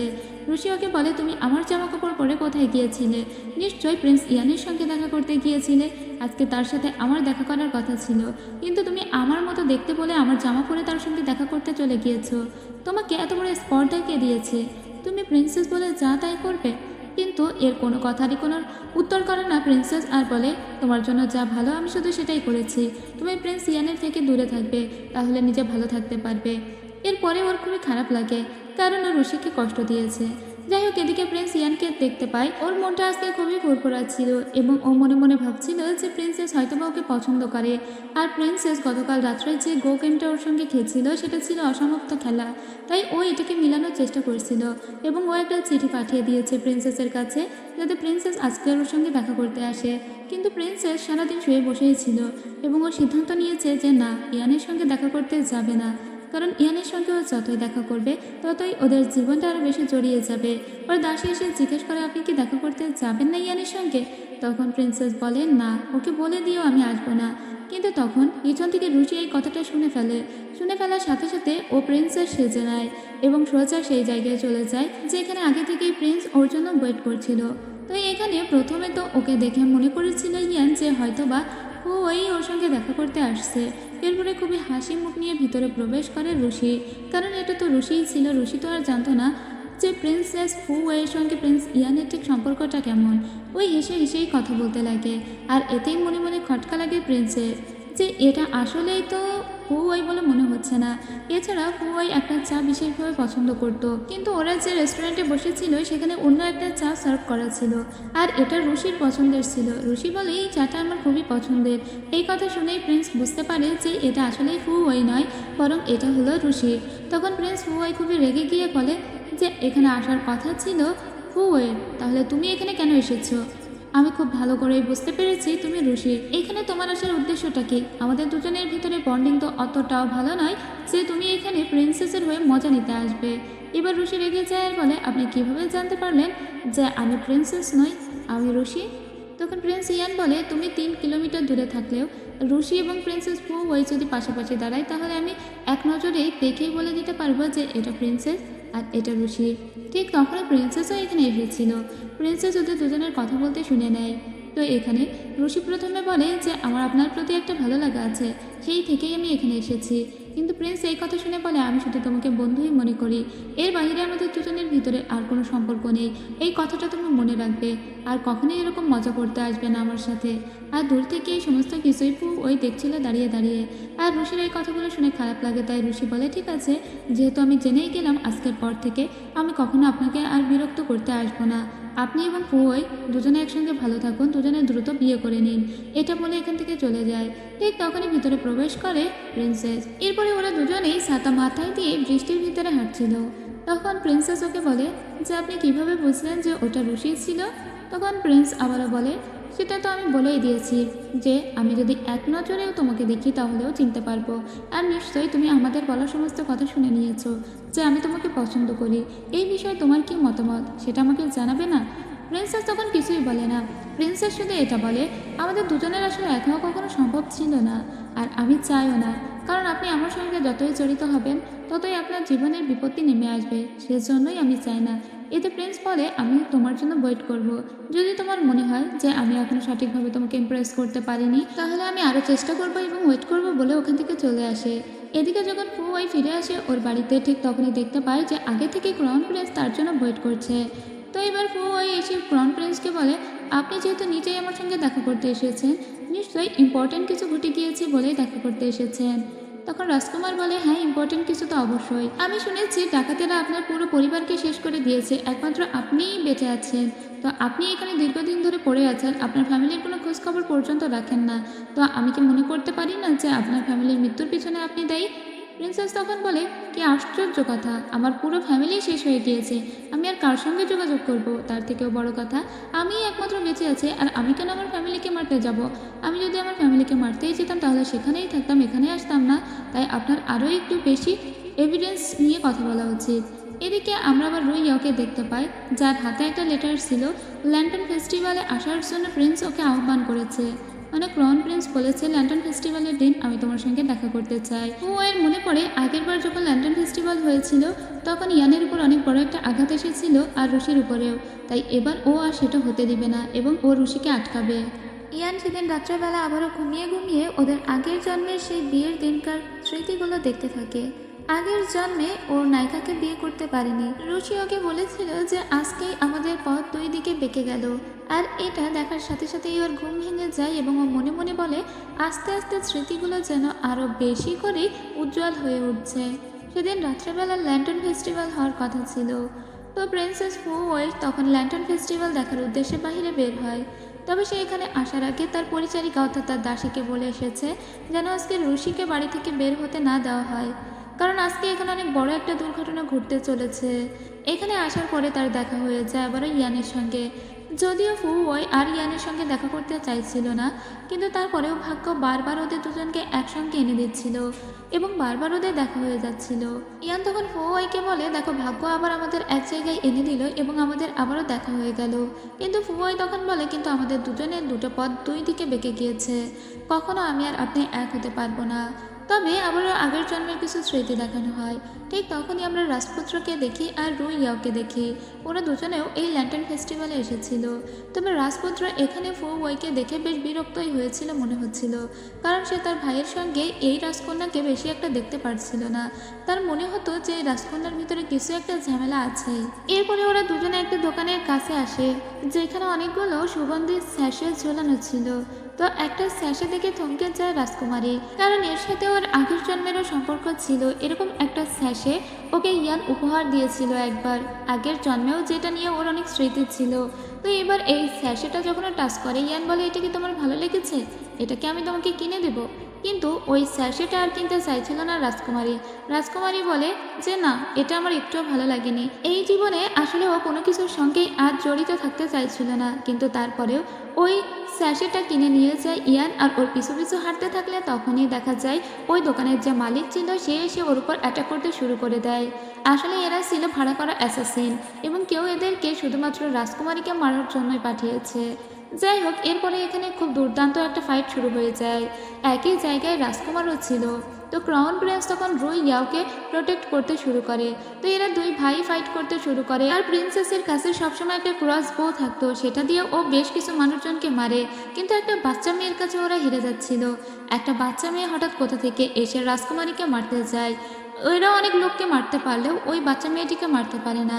বাচ্চা মেয়েটি যখন রাজকুমারকে মারতে যাচ্ছিল, ঠিক তখনই রুশি এখানে চলে আসে। রুশির কিন্তু বাড়িতে থাকার কথা ছিল, তবে ও কোথা থেকে চলে এলো তাকেও জানে না। তো রুশি এখানে আসার সাথে সাথেই ক্রাউন প্রিন্সকে বাঁচিয়ে নেয়। ওই বাচ্চা মেয়েটি ক্রাউন প্রিন্সকে মেরেই ফেলছিল, কিন্তু রুশি এসে বাঁচায়। ওই যখনই এই দৃশ্য দেখে তখনই ওর মনে পড়ে আগের জন্য এখানে প্রিন্স ইয়ানকে রুশি বাঁচিয়েছিল আর বলেছিল, আপনার জন্য আমি আমার নিজের জীবনও দিয়ে দিতে পারি। আর এবার একই জায়গায় ও ক্রাউন প্রিন্সকে বাঁচালো আর ক্রাউন প্রিন্সকে এটা বলল, আপনি চাইলে আপনার জন্য আমি আমার নিজের জীবনও দিয়ে দিতে পারি। তো ঘটনা কিন্তু একই, শুধু মানুষটা আলাদা। এটা দেখার পরপরই প্রিন্সেসের কেমন একটা হতে থাকে এবং অজ্ঞান হয়ে যায়। আর ওদিকে কিন্তু রুশিও অজ্ঞান হয়ে গিয়েছিল। ওদের দুজনকে বাড়িতে নিয়ে আসা হয়। রুশি এখানে বেশ প্ল্যান করেই এসেছে মনে হচ্ছিল। এদিকে আমরা সেই বাচ্চা মেয়েটিকে দেখতে পাই যে বেশ ইনজুর্ড হয়ে হেঁটে যাচ্ছিল। ঠিক তখনই একটা জায়গায় গিয়ে অজ্ঞান হয়ে যায় এবং ওর মাস্টার চলে আসে। মাস্টার ওর ভুল পরিবর্তন করে দেয়। এবার বাচ্চা মেয়েটি তার আগের রূপে ফিরে আসে। এই হলো ওদের মাস্টার, যার মুখটা আমাদের কখনোই দেখানো হয়নি। সে এসে এই মেয়েটিকে বলে, তুমি তোমার রূপ পরিবর্তন করে ওদেরকে মারতে পারলে না, তুমি এই মিশন ফেল করেছো, তবে এবারের মতো আমি তোমাকে বাঁচিয়ে রাখছি, পরবর্তী মিশন যেন ফেল না হয়। এদিকে ক্রাউন প্রিন্সকে দেখতে পায়। সে একটা লোককে ধরে এনেছিল এবং তাকে টর্চার করে জিজ্ঞেস করে, বলো কে তোমাদেরকে পাঠিয়েছিল। ওই লোকটি বলে, আমাদেরকে একজন একটা চিঠি দিয়েছিল এবং বলেছিল যে শুধুমাত্র আপনাকে মারতে, এবং ওই চিঠিটা আমার চুলের ভিতরে বাঁধা আছে। তো ক্রাউন প্রিন্স তখন বলে, কে সেই চিঠি পাঠিয়েছিল। ওই লোকটি তখন বলে, তা তো আমরা জানি, আমরা শুধু ওই চিঠিটাই পেয়েছিলাম। এরপরে ক্রাউন প্রিন্স ওই চিঠিটা পড়তে থাকে আর সেখানে লেখা ছিল, ক্রাউন প্রিন্সকে মেরে ফেলো। এদিকে ওই অজ্ঞান হয়েছিল আর ওকে নিজের রুমে নিয়ে এসেছিল ইয়ান। ইয়ান ওর অনেক টেক কেয়ার করতে লাগে আর আবারও পাস্টের কিছু স্মৃতি যাপন করতে থাকে। কিছুক্ষণ পরে ওয়ের জ্ঞান ফিরে আসে। ওই বলে, আমি এখানে কেন। এরপরে ও এখান থেকে চলে যেতে যখন যাচ্ছিল তখনই জ্ঞান বলে, এই শাসিতা আমি তোমার জন্য কিনেছি, কারণ এটা তোমার অনেক পছন্দ হয়েছিল। কিন্তু এটার দিকে তাকিয়ে ওটা আর নিতে চাইছিল না রাজকুমারী। রাজকুমারীকে জোর করে ওই শাসিটা দিয়ে দিয়েছিল প্রিন্স ইয়ান আর বলে, এটা যেহেতু তোমার পছন্দ হয়েছিল তাই এটা তুমি নিজের কাছে রেখে দাও। রাজকুমারী মনে মনে বলে, আমি আর তোমার জীবনের সঙ্গে জড়িত থাকতে চাইছিলাম না। ইভেন ও প্রিন্সকে এটাও বলে যে আমি যদি তোমার জীবনের সাথে জড়িয়ে যাই তাহলে তোমার অনেক বড় বিপদ হবে, আর আমি সেটা চাই না। তাই আমাদের দুজনের পথ দুই দিকে চলে গিয়েছে, তুমি আর আমার পিছু এভাবে এসো না। ঠিক তখন এখানে প্রবেশ করে ক্রাউন প্রিন্স আর বলে, এখানে প্রিন্সেস ফুয়াই দেখছি এখনো ভালোভাবেই সজাগ অবস্থায় আছে। তো আপনার কাছে আমার একটা বিশেষ কথা জানার আছে, সেটা হলো আজকে ল্যান্টার্ন ফেস্টিভ্যালে যারা আমাদেরকে আক্রমণ করেছিল তারা তো আপনারই লোক ছিল, তাই নয় কি? এই কথা শুনে অবাক হয়ে যায় প্রিন্স ইয়ানার বলে, তুমি ভাই কি বলছো এটা? সে কেন তোমাকে মারার জন্য লোক ভাড়া করবে? এরপরে ওকে সেই লেটারটা দেখানো হয় আর বলা হয়, এখানে যে সিগনেচারটা আছে, মানে যে স্ট্যাম্পটা আছে, সেটা তো প্রিন্সেসেরই স্ট্যাম্প, তো এটা তো আর যে কেউ পেতে পারে না। রাজকুমার তখন বলে, এটা দেখে মনে হচ্ছে যে আপনি আমাকে মারতে চেয়েছিলেন। তখন ফুয়াই বলে, আমি যদি সত্যিই আপনাকে মারতে চাইবো এবং আপনি যদি ওটা ভেবে থাকেন তাহলে এতক্ষণে আমাকে তো অ্যারেস্ট করেই ফেলতেন। যেহেতু আপনি অ্যারেস্ট করেননি তার মানে আপনি জানেন যে এইসব লোকজন আমি ভাড়া করিনি। ক্রাউন প্রিন্স তখন বলে, আমি আপনাকে অবিশ্বাস করছি না, তবে আপনি এটা ভাববেন না যে আমি আপনাকে পুরোপুরি বিশ্বাসও করছি, ঠিক আছে? এরপরে ক্রাউন প্রিন্স এবং প্রিন্স ইয়ানকে তাদের বাবা ডেকে পাঠায়। আর এখানে রাজা তাদেরকে বলে যে আমি ক্রাউন প্রিন্সের সঙ্গে চিন্তা করেছি ফুয়ের বিয়ে দেব, যেহেতু রাজা তার বিয়ের জন্য এখানে পাঠিয়েছে। তবে রাজা ঠিক করেনি যে কার সঙ্গে তার বিয়ে হবে, আমি ঠিক করেছি ক্রাউন প্রিন্সের সঙ্গেই তার বিয়ে দেব। কিন্তু ইয়ান এখানে না বলে ওঠে আর বলে, ফুয়াই আসলে একজন ফরেন প্রিন্সেস আর আমি চাই না আমার ভাইয়ের সঙ্গে তার বিয়ে হোক, আসলে তার প্রতি আমার ফিলিংস আছে। প্লিজ মহারাজ, আপনি আরও একবার একটু ভেবে দেখুন। কিন্তু রাজা যখন বিয়ে ঠিক করে রেখেছে তখন সে তো আর কারো কথা শুনবে না। রাজা খুবই রেগে যায় তার ছোটো ছেলের উপর আর বলে, তুমি তো দিন দিন অপদার্থ হচ্ছ। আমি রাজা, যেখানে আমি নিজে একটা বিয়ে ঠিক করেছি সেখানে তোমার কথা বলার সাহস কী করে হয়? ওকে এখান থেকে নিয়ে যাও আর ওকে গিয়ে 20 বার আঘাত করো, এরকম একটা হুকুম রাজা দিয়ে দেয়। এবার খুব রেগে গিয়েছিল প্রিন্স ইয়ান আর বলে, ঠিক আছে, আমি তো কোনো অন্যায় করিনি, তাই মার আমি খাবো কিন্তু কোনো ভুল স্বীকার করব না। এরপরে ও বাইরে চলে আসে আর ওকে বড় বড় কাঠের খণ্ড দিয়ে আঘাত করতে লাগে। এখানে দুই পাশ থেকে দুইজন ওকে ভীষণ জোরে জোরে আঘাত করছিল। তারপরে ও একটাই কথা বলছিল যে আমি কোনো ভুল করিনি। এদিকে আমরা আবার দেখতে পাই প্রিন্সেস ফু ওইকে, তাকেও রাজা ডেকে পাঠিয়েছিল তার মতামত নেওয়ার জন্য। তো প্রিন্সেস ফু ওই যখন রাজার সঙ্গে দেখা করতে যাচ্ছিল ঠিক সেই পথে এতক্ষণ মার খেয়ে অজ্ঞান হয়ে পড়েছিল প্রিন্স ইয়ান। তো এই পথ দিয়ে যখন ফু ওই যাচ্ছিল তখন ওর খুব খারাপ লাগে ইয়ানকে দেখে। ওই ইয়ানের কাছে এসে একটুখানি দাঁড়ায়। ইয়ান ওর দিকে তাকিয়ে বলে, আমি চাই না তুমি এই বিয়েতে রাজি হও, তুমি কি সত্যি এই বিয়েটা করবে? কিন্তু প্রিন্সেস ওকে কোনো কিছু না বলেই বলে, আমাকে এখন ভিতরে যেতে হবে। এটা বলে রাজার সঙ্গে দেখা করতে আসে। রাজা বলে যে প্রিন্সেস ফুওই, আপনার কি এই বিয়েতে মতামত আছে? তখন প্রিন্সেস ফুওই বলে, অবশ্যই আমার মতামত আছে, এই বিয়েটা আমি করতে চাই, কিন্তু আমার একটা ছোট্ট রিকোয়েস্ট আছে, আর তা হলো আমি চাই আপনি এমন কিছু লোকজন আমার সঙ্গে দিন যাতে একবার আমি আমার দেশের বাড়ি থেকে ঘুরে আসতে পারি। আমি একা গেলে তো সেখানে অনেক বিপদ হবে, সেজন্য আমি চাই অন্তত আপনার লোকেরা আমার সাথে থাকলে কেউ আমার কোনো ক্ষতি করতে পারবে না, যেহেতু আমার পুরো পরিবারকেই ওরা মেরে ফেলেছে। এর জন্য রাজা বলে, ঠিক আছে, এটা কোনো ব্যাপারই না। এর জন্য রাজা নিজের একটা টোকেন দিয়ে দেয় প্রিন্সেস ফুয়ের কাছে আর বলে, এটা তোমার হাতে থাকলে কেউ তোমার কোনো ক্ষতিই করতে পারবে না। আর এটাই তো চাইছিল প্রিন্সেস ফুয়েই, আসলে রাজার এই টোকেনটাই সে ব্যবহার করতে চাইছিল। এরপরে বিয়েতে রাজি হয়ে ও বাহিরে বের হয়ে আসে। তখনও পর্যন্ত এখানে ঠাই বসেছিল ইয়ান, কারণ ইয়ান এখনও পর্যন্ত ওর বাবাকে এই কথাটাই জানাতে চায় যে ও বিয়ে করতে চায় প্রিন্সেস ফুয়েকে। এরপরে প্রিন্সেস ফুয়াই বাইরে আসে আর বলে, শুধু শুধু তুমি নিজেকে কেন কষ্ট দিচ্ছ? আমি তো তোমাকে বলেই দিয়েছি তোমার আর আমার ভিতরে কোনো সম্পর্ক নেই, তাছাড়া আমাদের দুজনের পথ দুই দিকে, তাই তুমি তোমার জীবন সুন্দর করে পালন করো, কিন্তু আমার পথে বাধা হয়ে দাঁড়িও না। আর আমিও তোমার জীবনের সঙ্গে জড়িয়ে যেতে চাই না। আমি এই বিয়েতে রাজি হয়েছি, তাই শুধু শুধু আমার কথা ভেবে তুমি কোনো রকমের কষ্ট পেও না, কারণ তোমার আর আমার ভিতরে সম্পর্ক কখনো পসিবলই নয়। এই কথা শোনার পরে খুবই কষ্ট লাগে প্রিন্স ইয়ানের আর বলে, আমি কি এমন করেছি যে তুমি আমাকে ভালোই বাসতে পারবে না? আমাদের ভিতরে যা কিছু স্মৃতি তা সব কি এখন মিথ্যা হয়ে গিয়েছে? তুমি শুধু একবার বলে এই বিয়েটা তুমি করতে চাও না, আর বাদ বাকি সব কিছু আমি দেখব। প্রিন্সেস ফুয়াই বলে, আমি রাজাকে অলরেডি কথাই দিয়েছি যে আমি প্রিন্সের সঙ্গে বিয়ে করব, আর 3 দিনের ভিতরেই আমাদের বিয়ে হবে, তাই তুমি আমাকে ভুলে যাও। এটা বলে প্রিন্সেস ফুয়াই ওখান থেকে চলে আসে, আর প্রিন্স ইয়ান বারবার ওকে ফুয়াই বলে ডাকতে থাকে আর কান্নায় ওখানে লুটিয়ে পড়ে।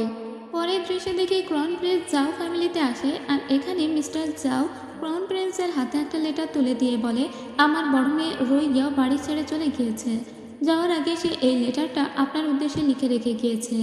ওখানে রোইয়াও লিখেছিল, আমার মা মারা গিয়েছে, জীবন আমার আর ভালো লাগছে না, এই জন্য আমি কিছু মেডিসিন প্র্যাকটিস করার জন্য আমি বাড়ি ছেড়ে চলে গেলাম। আমি মাউন্টেনে যাচ্ছি, ওখানেই আমার বাকি জীবনটা কাটাবার সিদ্ধান্ত নিয়েছি। আপনার সঙ্গে যে সময়টা আমার কেটেছে সেটা অনেক সুন্দর ছিল। আমি চাই আপনি আপনার মতো করে জীবনযাপন করুন, আর আপনি প্রিন্সেস ফুওইকে বিয়ে করে সুখী হন। প্রিন্সেস ফুওয়ের মন আজকে ভীষণই খারাপ ছিল, কারণ সে জীবনের অনেক কঠিন একটা সিদ্ধান্ত নিয়েছে। আর এদিকে প্রিন্স ইয়ানের মনও খারাপ ছিল, শরীরটাও খারাপ ছিল, কারণ বেচারা মারধরও খেয়েছে। সবার ছিল মন খারাপ, আর তার ছিল শরীর সহ খারাপ। এদিকে ক্রাউন প্রিন্সের মনটাও খুবই খারাপ ছিল। অন্যদিকে আমরা রুশিকে দেখতে পাই, তার অন্তরের ভিতরে জ্বলছিল অনেক আগুন। যে জিনিস সে সবসময় চেয়ে এসেছে সেগুলো সে কখনোই পায়নি, আর যেসব জিনিসগুলো প্রিন্সেস চাইতো না সেগুলোই সে না চাইতেই পেয়ে গিয়েছে। তাই তার খুবই রাগ হচ্ছিল প্রিন্সেসের এই বিয়েতে, কারণ এই বিয়েটা তাদের বাড়ি থেকেই হবে। এদিকে আমরা রুশির বাবাকে দেখি, রুশির বাবা এসে রুশিকে বলছিল, আমার একমাত্র আপন বলতে রুশি এখন কেবল তুমিই আছো, তোমার বড় মা আগেই মরে গিয়েছে। আমি এতদিন তোমার সঙ্গে খারাপ ব্যবহার করেছি, তোমার মায়ের সঙ্গেও খারাপ ব্যবহার করেছিলাম, আমার বড় মেয়েটাও অনেক দূরে চলে গিয়েছে, তাই আমি সিদ্ধান্ত নিয়েছি আমার সমস্ত কিছু বা যা কিছু আছে তার সমস্তই আমি তোমাকে দিয়ে দিব, তারপর তোমাকে সুন্দর একটা জায়গায় দেখে বিয়েও দিব, তাহলে তুমি সারা জীবন অনেক ভালো থাকবে, তোমার বাবার সাপোর্ট সবসময় তোমার কাছে আছে। এইগুলো শুনে রুশির মনটা খুশি হয়ে যায়। রুশিকে কেউ কখনো পাত্তা দেয়নি। রুশি যখন বাবার মুখ থেকে এরকম সুন্দর কথা শুনে তখন ওর চোখটা আসলেই জল জল করে ওঠে। ওর বাবাকে বলে, সত্যি তুমি যেগুলো বলছো সেগুলোই করবে? তোমাকে অনেক ধন্যবাদ বাবা, কারণ ও আসলে এই সম্মানটুকু সবসময় পেতে চেয়েছিল। এদিকে ক্রাউন প্রিন্সের কাছে একজন আসে আর তাকে একটা লেটার দিয়ে যায়। এই লেটারে লেখা ছিল যে ফুওই আসল প্রিন্সেস নয়, বরং সে অন্য কেউ, এবং একটা ছবিও দিয়ে গিয়েছিল ক্রাউন প্রিন্সের কাছে। ওই ছবিটা ছিল আসল প্রিন্সেসের। এদিকে ফুওইকে দেখতে পায়। ফুওই সিদ্ধান্ত নিয়েছে সে একবার প্রিন্স ইয়ানের সঙ্গে দেখা করতে আসবে। কারণ এরপর থেকে হয়তো প্রিন্স ইয়ানের সঙ্গে ওর আর কখনোই দেখা হবে না। এজন্য ও খুব চুপি চুপি প্রিন্স ইয়ানের সঙ্গে দেখা করতে আসে। ইয়ান তখন ঘুমিয়েছিল। ও এসে প্রিন্স ইয়ানকে বলে, হয়তো তোমার সঙ্গে আমার আর কখনোই দেখা হবে না। আমাদের ভিতরে যা কিছু হয়েছে তার সমস্ত স্মৃতি হয়ে থাকবে। সেই স্মৃতিগুলো তোমাকে অনেক যন্ত্রণা দিবে, আমাকেও যন্ত্রণা দিবে, কারণ এই জীবনে একমাত্র আমি শুধু তোমাকেই ভালোবেসেছি। তবে তুমি আমার স্মৃতিগুলো ভুলে যেও। বারবার আমি তোমাকে কষ্ট দিয়েছি। আমি তোমার পাশে থাকলে তুমি কখনোই ভালো থাকতে পারবে না। তাই তোমাকে বাঁচানোর জন্যই আমি তোমাকে ছেড়ে অনেক দূরে চলে যাচ্ছি। আজকেই আমাদের শেষ দেখা, শেষবারের মতো তুমি আমাকে ক্ষমা করে দিও। এটা বলে ও ওখান থেকে চলে আসে। ঠিক তখনই প্রিন্সের ঘুম ভেঙে যায় আর প্রিন্স দেখতে পায় এখানে ক্রাউন প্রিন্স বসে আছে। আর ক্রাউন প্রিন্স ওকে বলছে, তুমি কেন ওই মেয়েটার জন্য এখনও কষ্ট পাচ্ছ? তুমি হয়তো তাকে অনেক বেশি ভালোবাসো, কিন্তু সে কি তোমাকে ভালোবাসে? তুমি ফুওয়াইকে ভুলে যাও। 3 দিন পরে তার সঙ্গে আমার বিয়ে। তাই যদি তোমার শরীর সুস্থ হয়ে ওঠে, তুমি যদি আরোগ্য লাভ করো, তাহলে তুমি 3 দিন পরে আমাদের বিয়েতে এসো। শুধু শুধু তাকে নিয়ে মন খারাপ করো না, কারণ এটা তোমাকে আরও বেশি কষ্টই দিবে, কিন্তু কোনো সুফল বয়ে আনবে না। কথাটা মনে রেখো। এটা বলে ক্রাউন প্রিন্স চলে আসে। এদিকে আমরা সেই অন্ধকার গুহার লোকজনদের দেখতে পাই। সেই বাচ্চা মেয়েটিকেও দেখতে পাই, যেটা তার আসল পরিচয় এখন। এসে বলে, আপনি যে ছবিটা ক্রাউন প্রিন্সের কাছ অব্দি পৌঁছাতে বলেছিলেন সেটা পৌঁছে দিয়েছি, তবে আমরা এখনও জানি না আসল প্রিন্সেস কোথায় আছে। এদিকে ওই রুশিকে ডেকে পাঠিয়েছিল। রুশি তখন বলে, সে কেন আমাকে আবার ডেকে পাঠিয়েছে। যাই হোক, রুশি এবার দেখা করতে আসে এর সঙ্গে। এসে বলে, তোমার তো আজকে বিয়ে, তুমি তো সব কিছু পেয়েই যাচ্ছ, আমাকে আবার এখানে কেন ডেকে পাঠিয়েছো? ওই তখন বলে, আমি তোমার জন্য বিয়ান্দ্র শহরে একটা বাড়ি কিনেছি। তোমার কি ওই জায়গাটা পছন্দ? বলো তো বাড়িটা কিভাবে সাজাবো? ঠিক তখনই দেখা যায় যে রুশির মাথা ঘুরতে শুরু করে দিয়েছে, কারণ এখানে ফুয়াই আগে থেকেই একটা সুগন্ধি ব্যবহার করেছিল, যেটা খুবই স্ট্রং ছিল। কিছুক্ষণের ভিতরেই অজ্ঞান হয়ে যায়, রুশিয়ার নিচে পড়ে যায় আর ওকে নিয়ে পালিয়ে যায় ফুয়াই। এরপরে ফুয়াইয়ের যে দাসী, সেই মেয়েটি এসে সব জায়গায় খুঁজে, কোথাও ফুয়াইকে খুঁজে পায় না। এরপরে ও সোজা চলে যায় রুশির বাবার কাছে আর বলে, প্রিন্সেস ফুয়াইকে কোথাও খুঁজে পাওয়া যাচ্ছে না। সেই সাথে রুশিকেও খুঁজে পাওয়া যাচ্ছে না, মনে হয় তারা কোথাও পালিয়েছে। এখন তো মাথায় আকাশ ভেঙে পড়ে রুশির বাবার আর বলে, আজকে ওর ক্রাউন প্রিন্সের সঙ্গে বিয়ে, আমরা কী জবাব দেব? এক্ষুনি ওদেরকে খুঁজে বের করো। এদিকে আমরা রুশিকে দেখি। রুশি যখন ক্যারেজের ভিতরে ঘুমন্ত অবস্থায় ছিল, কিছুক্ষণ পরে ক্যারেজ থামার পরে ওর ঘুম ভেঙে যায় এবং এখানে বাইরে দাঁড়িয়েছিল প্রিন্সেস ফুয়াই। রুশি বলে, এটা আমরা কোথায় এসেছি? প্রিন্সেস ফুয়াই বলে, আমরা আমাদের দেশ ছেড়ে চলে এসেছি। ইয়নরই ছেড়ে এখন আমরা বিয়ান্দ্র শহরে যাব। শুধু এই নদীটা পার হওয়ার অপেক্ষা। তুমি চিন্তা করো না, এখন থেকে আমরা নিজেদের মতো করে বাঁচব। এই কথা শুনে রাগ হয়ে যায় রুশির আর বলে, কে তোমাকে আমার হয়ে সিদ্ধান্ত নিতে বলেছে? ওই তখন বলে, তোমার আর আমার জীবন তো একই, তুমিও যা আমিও তাই, আর আমরা খুবই কাছের মানুষ। আমি চাই তুমি ভালো থাকো। কিন্তু তখন রুশিয়ার পিছনে দাঁড়িয়ে ওর চুলের কাটা খোলে আর বলে, তুমি আমার হয়ে সিদ্ধান্ত নিতে পারো। তুমি যেন কি চাও? আমরা অন্য একটা শহরে গিয়ে সুন্দর জীবনযাপন করব, সেটা হয়তো তুমি চাইতে পারো, কিন্তু আমি না। এটা বলে ওর চুলের কাটাটা দিয়ে ও প্রিন্সেস ফুয়াইকে আঘাত করে আর বলে, তুমি হয়তো আজকে পালাবে বিয়ে থেকে, কিন্তু আমি না। এভাবে রুশি নিজের অজান্তেই ওরই কিন্তু আরেকটা সেলফকে আজকে মেরেই ফেলে দিতে যাচ্ছে। ওই তো খুবই অবাক হয়ে যায়, কারণ রুশি ওকে এভাবে হার্ট করবে ও ভাবতেই পারেনি। রুশি ওকে বলে, আমার যেটা মন চায় আমি সেটা করব। আমি কোথায় থাকবো কি না থাকবো তার সিদ্ধান্ত নেওয়ার তুমি কে? এখন থেকে তুমি আমার পথে এসে আর দাঁড়াবে না। এটা বলে ওকে অনেক বেশি স্ট্যাপ করে দিলে ও অজ্ঞান হয়ে পড়ে যায়। এরপরে রুশি যখন ওর শ্বাস প্রশ্বাস চেক করছিল, দেখে যে ফুয়াই অলরেডি মারা গিয়েছে এবং তার কোনো শ্বাস প্রশ্বাস চলছিল না। রুশি এবার খুব ভয় পেয়ে যায়। ও কি তাহলে মারা গেল? কিন্তু ও মরে গেলেও ওর কিছু যায় আসে না। তাই ও ওখান থেকে ক্যারেজটা নিয়ে সোজা বাড়িতে চলে আসে আর এখন ও ফুয়াই অর্থাৎ প্রিন্সের সেজে হাজির হয়। এদিকে কিন্তু ফুয়াইয়ের জ্ঞান ফিরে এসেছিল এবং ওর মনে পড়ে যে গত রাত্রে রুশি ওর সঙ্গে ঠিক কী কী করেছে। এদিকে রুশি যে এখন প্রিন্সেস মানে রাজকুমারী সেজে আছে, ও এবার রাজকুমারী সেজায় বিয়ে করার চেষ্টা করছে ক্রাউন প্রিন্সকে। ওদিকে ফুয়াই এই বিয়েটা কোনো রকমই হতে দিতে চাইছিল না। এজন্য ও চিন্তা করছিল যত দ্রুত সম্ভব বিয়েটা হবার আগে যেন ও ফিরে আসতে পারে। অন্যদিকে আমরা ইয়ানকে দেখতে পাই। ইয়ানের মনের ভিতরে তখন অনেক ঝড় চলছিল। ও ফুয়াইকে অনেক ভালোবাসে, কিন্তু ফুয়াইয়ের আজকে ওর ভাইয়ের সঙ্গে বিয়ে হয়ে যাবে এই কথাটা ও একদম মানতে পারছে না। তো যখন ফুয়াইয়ের বিয়ে হওয়ার কথা ছিল, এখানে তো আসলে রুশিই ছিল। ফুয়াই তো অলরেডি এখনও ওই সেই নদীর পাড়েই দাঁড়িয়ে আছে। রুশি বউ সেজে হাজির হয়েছে। যেহেতু দুজনের চেহারা একই, কেউ বুঝতেও পারছে না কে বউ সেজেছে। তো এদিকে ঋষি যখন বউ সেজে যাচ্ছিল তখন ইয়ান এখানে আসে, কারণ ও তো মনে করেছে যে ফুয়াই হয়তো তার ভাইকে আজকে বিয়ে করতে যাচ্ছে। ও এসে ঋষিকে আটকানোর চেষ্টা করলে ঋষি ওকে ঠাস করে একটা চড় দিয়ে বলে, আমি একজন রাজকুমারী, কিভাবে তুমি আমার বিয়ে আটকাতে পারো? তোমার তো সাহস কম নয়। আমাদের ভিতরে কোনো রকমের কোনো সম্পর্ক ছিল না। এই কথা শোনার পরে ইয়ান খুব ভালো করে বুঝতে পারে যে এটা আসলে ফুয়াই ছিল না, ওটা মেইনলি ছিল ঋষি।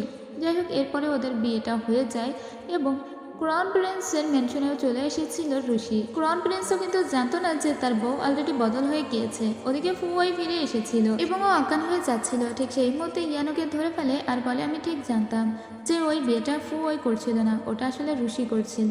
এরপরে ওকে পাজাগোলা করে নিয়ে ওখান থেকে চলে আসে। এসে নিজের সেক্রেটারিকে বলে, যেভাবেই হোক তুমি এটা খোঁজার চেষ্টা করো যে ওই ঋষি আসলে কি করতে চাইছে, আর এক্ষুনি এখন একটা ডক্টর ডেকে আনো যে চিকিৎসা করতে পারবে ফুয়ের। তো ডক্টর আসে আর বলে, আপনি যার চিকিৎসা করাতে চেয়েছেন এই মেয়েটি আসলে জিন্দা লাশ হয়ে বেঁচে আছে, মানে সে না মৃত আবার না জীবিত। তো এটা আবার কিভাবে হতে পারে? ইয়ান অবাক হয়ে যায় আর বলে, আপনি কি পাগল ছাগলের মতো বকছেন? যেভাবেই হোক ওকে সুস্থ করে দিন। তো ঋষি তখন ফুয়াই তখন উঠে দাঁড়ায় আর ইয়ানকে বলে, ওই লোক ঠিকই বলেছে। আসলে যখন থেকে আমার পুনর্জন্ম হয়েছে তখন থেকেই আমি না মৃত না জীবিত, আর এটা অনেক আগে থেকেই আমি জানি। এই পৃথিবীতে আলাদা করে আমার কোনো পরিচয় নেই। আমি ফিউচার থেকে এসেছি 3 বছর পিছনে, এবং যখনই আমি এখানে এসেছি তখন থেকেই দেখেছি আমার কোনো শ্বাস প্রশ্বাস চলছে না। তার মানে হলো ও অনেকটা জিন্দা লাশ হয়ে বেঁচে আছে। এজন্য ঋষি যখন ওকে স্ট্যাব করেছিল ও মারা যায়নি, কারণ এমনিতেই তো ও না জীবিত না মৃত, তাহলে ও মারা যাবে কিভাবে? ইয়ানের তো সব কিছু এলোমেলো লাগতে শুরু করে। ফুয়াই তখন বলে, আমার মাকে যখন ওরা মারছিল তখন আমি জানতাম গত জন্মে আমি আমার বোনকে ঠকিয়ে বিয়ে করেছিলাম তোমার ভাইকে। সেই সবের প্রায়শ্চিত্ত মনে হয় আমাকে এই জীবনে করতে হচ্ছে। এই কথা শুনে ইয়ান বলে, তুমি জিন্দা লাশ হও আর যেই হও, আমি সবসময় তোমার পাশেই আছি, আর আমি সবসময় তোমার পাশেই থাকবো। এভাবে আমি তোমাকে অনেক ভালোবাসি, তাই তোমার সাথে থাকতে আমার কোনো আপত্তি নেই। ফুয়াই বলে, কিন্তু আমার সাথে থাকলে তুমি অনেক বেশি বিপদে থাকবে, সবসময় বিপদ তোমাকে তাড়া করে বেড়াবে। ইয়ান তখন বলে, তোমাকে যদি প্রোটেক্ট করতে না পারি তাহলে আর কোনো বিপদ আমার কাছে কিছুই মনে হবে না। এদিকে ক্রাউন প্রিন্সকে দেখতে পাই যে বিয়ে করে ঋষিকে রুমে রেখে চলে যাচ্ছিল। ঋষি তখন রেগে বলে ওকে এখানে থাকতে, কিন্তু ক্রাউন প্রিন্স তবুও ওকে রেখেই চলে যায়। এদিকে ইয়ানকে দেখতে পাই। ইয়ান মনে মনে চিন্তা করছিল যেভাবেই হোক ফুয়াইকে সুস্থ করে তুলতে হবে, কিন্তু ওকে সুস্থ করে তুলতে হলে ওকে আবারও পুনরায় সেই ডক্টরের কাছে যেতে হবে যে ডক্টর মূলত ওকে দেখার জন্য এখানে এসেছিল। তো ওই লোকটা একটু তান্ত্রিক টাইপের আর কি। ওর কাছে ইয়ান আসে আর বলে, যেভাবেই হোক আপনি আমার ভালোবাসার মানুষটিকে সুস্থ করে দিন। তখন ওই লোকটি বলে, ওকে সুস্থ করা যাবে যদি তুমি তোমার নিজের জীবন ওর সঙ্গে জুড়ে দাও, মানে তুমি যদি তোমার লাইফ স্প্যান ওর সঙ্গে শেয়ার করো তাহলে দুজনেই একসঙ্গে বাঁচতে পারবে। তবে মনে রেখো, যেমন একসাথে বাঁচবে ঠিক তেমন একসাথে মরেও যাবে। ইয়ান এইসব কথা শুনে বলে, ঠিক আছে, যতক্ষণ আমি বেঁচে আছি ততক্ষণ ওকে আমি বাঁচানোর চেষ্টা করব। এদিকে আমরা ঋষিকে দেখতে পাই। ঋষি এসেছিল ক্রাউন প্রিন্সের রুমে। ক্রাউন প্রিন্স কোনো কিছু করার চেষ্টা করছে কিনা তার আড়ালে সেটা দেখতে। ক্রাউন প্রিন্সের কিসের এত দেমাগ সেটা দেখতেই ও এসেছিল। এখানে এসেও একটা ফটো পেয়ে যায় এবং এখানেও একটা টোকেনও দেখতে পেয়েছিল। কিন্তু তখনই এই রুমের ভিতরে কেউ একজন প্রবেশ করে, তাই ও আড়ালে লুকিয়ে যায়। এখানে মূলত একজন আততায়ী প্রবেশ করেছিল যে ক্রাউন প্রিন্সকে মারতে চেয়েছিল, কিন্তু ক্রাউন প্রিন্স ওই লোকটিকেই ওখানে মেরে ফেলে এবং তাকে গ্রেপ্তার করা হয়। মূলত লোকটি ওখানে নিজে নিজেই বিষ পান করে আত্মহত্যা করে। লোকটি কোনো রকমের কোনো কিছু রিভিল করে না যে ওকে কে পাঠিয়েছে। ক্রাউন প্রিন্স তখনও বুঝতে পারে না যে আসলে শত্রুটাকে। ক্রাউন প্রিন্স ভেবেছিল যে হয়তোবা তার বউ মানে ফুয়াই তাকে মারতে চায়, কিন্তু ক্রাউন প্রিন্স তো জানে না সে যাকে বিয়ে করেছে সে আসলে ঋষি। এদিকে আমরা ফুয়াইকে দেখতে পাই। ফুয়াই সবসময় অনেক টেক কেয়ার করছিল ইয়ান, কারণ এখন ওর মেন প্রায়োরিটি হলো যেভাবেই হোক ফুয়াইকে বাঁচিয়ে রাখা। ফুয়াই ওকে জিজ্ঞেস করে, তুমি আমাকে কিভাবে বাঁচালে? কিন্তু ইয়ান ওকে কোনো কথার উত্তর দেয় না। ফুয়াই বুঝতে পারে যে ওর হাতে বেশি সময় নেই, হয়তোবা খুব দ্রুত মরেও যেতে পারে, কিন্তু ইয়ানুকে আশ্বস্ত করে আর বলে, ডক্টর বলেছে তুমি এখন সহি সালামতেই বাঁচতে পারবে, তাই এসব নিয়ে কোনো চিন্তা করো না, বাদবাকি সমস্ত কিছু আমি দেখছি। এদিকে আমরা আবারও ঋষিকে দেখতে পাই। সে এসেছিল ক্রাউন প্রিন্সের রুমে আবারও, এবং সে কিছু একটা খুঁজছিল। তখনই আমরা দেখতে পাই ক্রাউন প্রিন্সের কাছে একজন গার্ড একটা লেটার নিয়ে এসেছিল, আর ওই লেটারটা বাহিরে থেকে একজন দাসী দাঁড়িয়ে দাঁড়িয়ে দেখছিল। এই দাসীটি মূলত ওই যে সিক্রেট এজেন্টের আন্ডারে কাজ করে। আসলে ওই চিঠিতে লেখা হয়েছিল আসল যে প্রিন্সেস মানে দাচিংয়ের যে প্রিন্সেস তাকে পাওয়া গিয়েছে, আর তাকে নাকি পেয়েছে ইয়ানের সেক্রেটারিরা। তো এখন ওই সিক্রেট এজেন্টরা এই আসল প্রিন্সেসকে ধরে নিয়ে যাবার জন্য আসে। কিন্তু ইয়ানের সেক্রেটারি কোনোভাবেই ওদের কাছে মাথা নত করে না। ঠিক সেই সময় আমরা ক্রাউন প্রিন্সকে দেখতে পাই। ক্রাউন প্রিন্সের কাছে যে লেটারটা লেখা হয়েছিল তাতে এই কথাই লেখা ছিল যে আপনার ভাই ইয়ান আসল প্রিন্সেসকে পেয়ে গিয়েছে। যাই হোক, এখন ওই প্রিন্সেসকে নিয়ে যাবার জন্য ক্রাউন প্রিন্স আসলে ইয়ান বলে আমি আগেই তাকে খুঁজে বের করেছি এবং আমার লোক আগেই তাকে ট্রেস করে ধরেছে, তাই আমি তাকে কোনোভাবেই আপনার হাতে হস্তান্তর করতে পারবো না। এদিকে আমরা ফুয়োকে দেখতে পাই। ফুয়োয়ের মা ওর হাতে যে একটা টোকেন দিয়ে গিয়েছিল, ওর সেই টোকেনটা দেখে বেশ পরিচিত মনে হচ্ছিল। ওর মনে হচ্ছিল এই টোকেনের ভিতরে যে চিত্রটা আছে এটা সে আগেও কোথাও একটা দেখেছে। এজন্য সে নিজের চিত্রটা এঁকে ফেলে আর ও স্পষ্টভাবে শিওর হয়ে যায় এটা ওর বাবার কাছে কোথাও একটা দেখেছিল। যাই হোক, এরপরে ওরা ওই প্রিন্সেসের সঙ্গে মানে আসল প্রিন্সেসের সঙ্গে দেখা করতে আসে। আসল প্রিন্সেসের কাছে ফুয়াই শোনে যে কেন সে পালিয়ে বেড়াচ্ছে আর তাকেই বা প্রিন্সেস সাজিয়েছে। আসল প্রিন্সেস তখন বলে সে শুধু ফ্রিডম চেয়েছে, কোনো রকমের রাজনৈতিক কোনো কিছুতে আবদ্ধ হতে চায়নি বলেই সে মূলত পালিয়ে বেড়াচ্ছিল। এদিকে ইয়ানাসকে ফুয়ের কাছে একটা তলোয়ার দিয়ে বলে এটা তোমাকে প্রোটেক্ট করবে। আমার মনে হয় গত জন্মেও এটা আমি তোমাকে শিখিয়েছিলাম, তো এই জন্মে আবারও শেখালাম। এটা সবসময় তুমি নিজের কাছে রেখে দিবে যাতে নিজেকে অন্তত প্রোটেক্ট করতে পারো। এদিকে আমরা আবার ক্রাউন প্রিন্সকে দেখতে পাই। ক্রাউন প্রিন্সের হাতে একটা টোকেন ছিল যেটা একটা ব্ল্যাক মার্কেটের টোকেন, তবে এটা ক্রাউন প্রিন্সের হাতে কি করছে জানি না, এবং তার হাতে একটা চিঠিও ছিল। যাই হোক, এদিকে আমরা আবার দেখতে পাই রুশির বাবাকে। তো রুশির বাবার সামনে এসে ফুয়াই হাজির হয় এবং ও রুশি সেজে এসেছিল। যেহেতু এখন রুশি ফুয়াই সেজে আছে তাই ওকেই এখন রুশি সাজতে হয়েছে। ওই এসে রুশির বাবাকে বাবা বলে ডাকতে রুশির বাবার একটু মনে মনে সন্দেহ হয় যে এটা আসলে প্রিন্সেস ফুয়াই নয় তো, যেহেতু তাদের একই চেহারা। তাই সে রুশিকে ডেকে পাঠায় এবং একজন দাসী এসে জানায় আপনার বাবা আপনাকে দেখা করতে বলেছে। সবথেকে বড় কথা যে রুশি নাকি ফিরে এসেছে। এবার রুশি তো আসলে ওকে মেরে এসেছিল, তাহলে ফুয়াই কিভাবে বাঁচতে পারে? এজন্য ও সোজা ফুয়ের কাছে যায়, ওকে গিয়ে জিজ্ঞেস করে যে তুমি এখনো কিভাবে বেঁচে আছো। ফুয়াই তখন বলে আমি আসলে ফিউচার থেকে এসেছি, আমি 3 বছর পিছনে চলে এসেছি, আমি তোমার ফিউচার সেলফ, আমি তোমাকে সতর্ক করতে এসেছি। তোমার যদি বিশ্বাস না হয় তাহলে তুমি এক্ষুনি গিয়ে জ ফ্যামিলিতে যাও। তোমার বাবা যে কত টাকা পয়সা লুকিয়ে রেখেছে তার বাড়ির গ্রাউন্ডে তা তুমি দেখলেই বুঝতে পারবে। কিন্তু এইসব কোনো কথাই রুশি বিশ্বাস করে না, কারণ সে স্পষ্টভাবে ফুয়াইকে মেরেছিল। কিন্তু ফুয়াই কীভাবে বেঁচে গেল এটা আবার রুশির মনে কিছুটা দাগ কাটছিল। যাই হোক, এরপরে আমরা দেখতে পাই যে রুশির বাবা ফুয়াইকে ডেকে পাঠায় যে এখন রুশি সেজে বেড়াচ্ছে। তোর বাবা ফুয়াইকে জিজ্ঞেস করে রুশি, তোমাকে তো আমি বলেছিলাম আমার বাড়ির বড় মেয়ের সমস্ত দায়িত্ব দিব, তোমার নাম উজ্জ্বল করব, কিন্তু এখন কেন জানি আমার মনে হচ্ছে তুমি বেশ পাল্টে গিয়েছো। তুমি তো ওই নামটা নেওয়ার জন্য উদ্গ্রীব হয়েছিলে, তাহলে এখন এত পাল্টে কেন গিয়েছো? তখন ফুয়াই তো বুদ্ধিমতী, ও বলে বাবা আমি যেহেতু আমার মায়ের মৃত্যুর পর বেশ শোকাগ্রস্ত ছিলাম, তো আমার এখন মনে হয়েছে আমার ম্যাচিওর হওয়ার সময় এসেছে, সেজন্য আমি চুপচাপ হয়ে গিয়েছি। কিন্তু রুশির বাবা তো বুদ্ধিমান, সে বোঝা যায় রুশির সাথে যে তার মেয়ের অভিনয় করে বেড়াচ্ছে সে আসলে ফুয়োই, তাই তাকে সাবধান থাকতে হবে। এদিকে আসল প্রিন্সেসকে দেখানো হয় যার কিন্তু বেশ ভালো সম্পর্ক হয়ে গিয়েছিল ইয়ানের সেক্রেটারির সঙ্গে, এবং ওকে একটা সুন্দর জায়গায় লুকিয়ে রেখেছিল ইয়ানের এই সেক্রেটারি, যাতে এই প্রিন্সেসকে কেউ খুঁজে না পায়। এদিকে রাত্রেবেলা আমরা ফুয়োইকে দেখতে পাই, ওর বাবার চেম্বার চেক করতে এসেছিল। এখানে ওর বাবা কোনো কিছুর সঙ্গে জড়িত কিনা এটা দেখতে, তবে তার কিছুক্ষণের ভিতরেই ওর বাবাও এই পথ দিয়েই আসছিল। পিছন থেকেই তখন ইয়ান চলে আসে আর বলে রুশির বাবা কিন্তু এদিকেই আসছে, তাই তোমাকে লুকিয়ে পড়তে হবে। তো ওরা দুজনেই লুকিয়ে পড়ে। রুশির বাবার তখন ফিল হয় এখানে বোধহয় কেউ নেই, এবার ওই লোকটাই ফিরে যায়। যাই হোক, এদিকে ওই যে বাড়ির চারিদিকে গহনাগাটি সব বন্দি করে রেখেছে এটা তো বিশ্বাস করতে পারছিল না রুশি, তাই ওটাও চেক করতে এসেছিল। ওদের বাড়ি বেশ কিছু মূর্তি ছিল, তার ভিতরেই মূলত টাকা পয়সা সোনা দানা তার বাবা লুকিয়ে রেখেছে। যাই হোক, এবার রুশির বাবা ক্রাউন প্রিন্সেসকে ডেকে পাঠায়, মানে ফুয়াই সেজে যে বেড়াচ্ছে সেই রুশিকে। আসার পরে ওর বাবা রুশিকে বলে আমি জানি তুমি আসলে ফুয়াই নও, তুমি আমার মেয়ে রুশি, আমার মেয়েকে আমি চিনব না তাই কি হয়? রুশির বাবা রুশিকে ইমপ্রেস করার চেষ্টা করতে লাগে। এদিকে আমরা ক্রাউন প্রিন্সের সেই ব্ল্যাক মার্কেটের যে টোকেনটা ছিল সেটা দেখি, সেটা এখন মূলত আছে রুশির হাতে। রুশি এই টোকেনটা চেষ্টা করছিল যে তার বাবার সাথে এই টোকেনের কোনো রকমের কোনো সম্পর্ক আছে কিনা দেখতে, কারণ ফুয়াই ওকে এরকমটাই বলেছিল যে তার বাবা ব্ল্যাক মার্কেটের সঙ্গে জড়িত এবং তার বাবা অনেক অর্থ পাচারও করেছে। যাই হোক, পরদিন আবার রুশির বাবা ফুয়াইকে ডেকে পাঠায় আর বলে আমি জানি তুমিই প্রিন্সেস ফুয়াই যে আসলে রুশি সেজে বেড়াচ্ছ, তোমার মোটিভটা কি? তখন ফুয়াই স্বীকার করে যে আসলে সেই ফুয়াই। যাই হোক, ঠিক তখনই জ্ঞান আসে আর বলে ফুয়াইয়ের সঙ্গে আপনি কোনো রকমের কোনো খারাপ ব্যবহার করতে পারবেন না, কারণ আমি আমার বাবার কাছ থেকে অনুমতি নিয়েছি ফুয়াইকে আমি বিয়ে করব। এরপরে ও ফুয়াইকে জড়িয়ে ধরে। আর এটা দূর থেকে রুশি দেখে। রুশি তখন ইয়ানকে ডেকে পাঠায় আর বলে, তুমি ফুয়াইকে বিয়ে করতে যাচ্ছ, তার মানে তুমি আমার পরিচয় অনেক আগে থেকেই জানতে পেরেছিলে তাই না? এটা বলে নিচে একটা রুমাল ফেলে দেয় আর সেটা ইয়ানকে তুলতে বলে।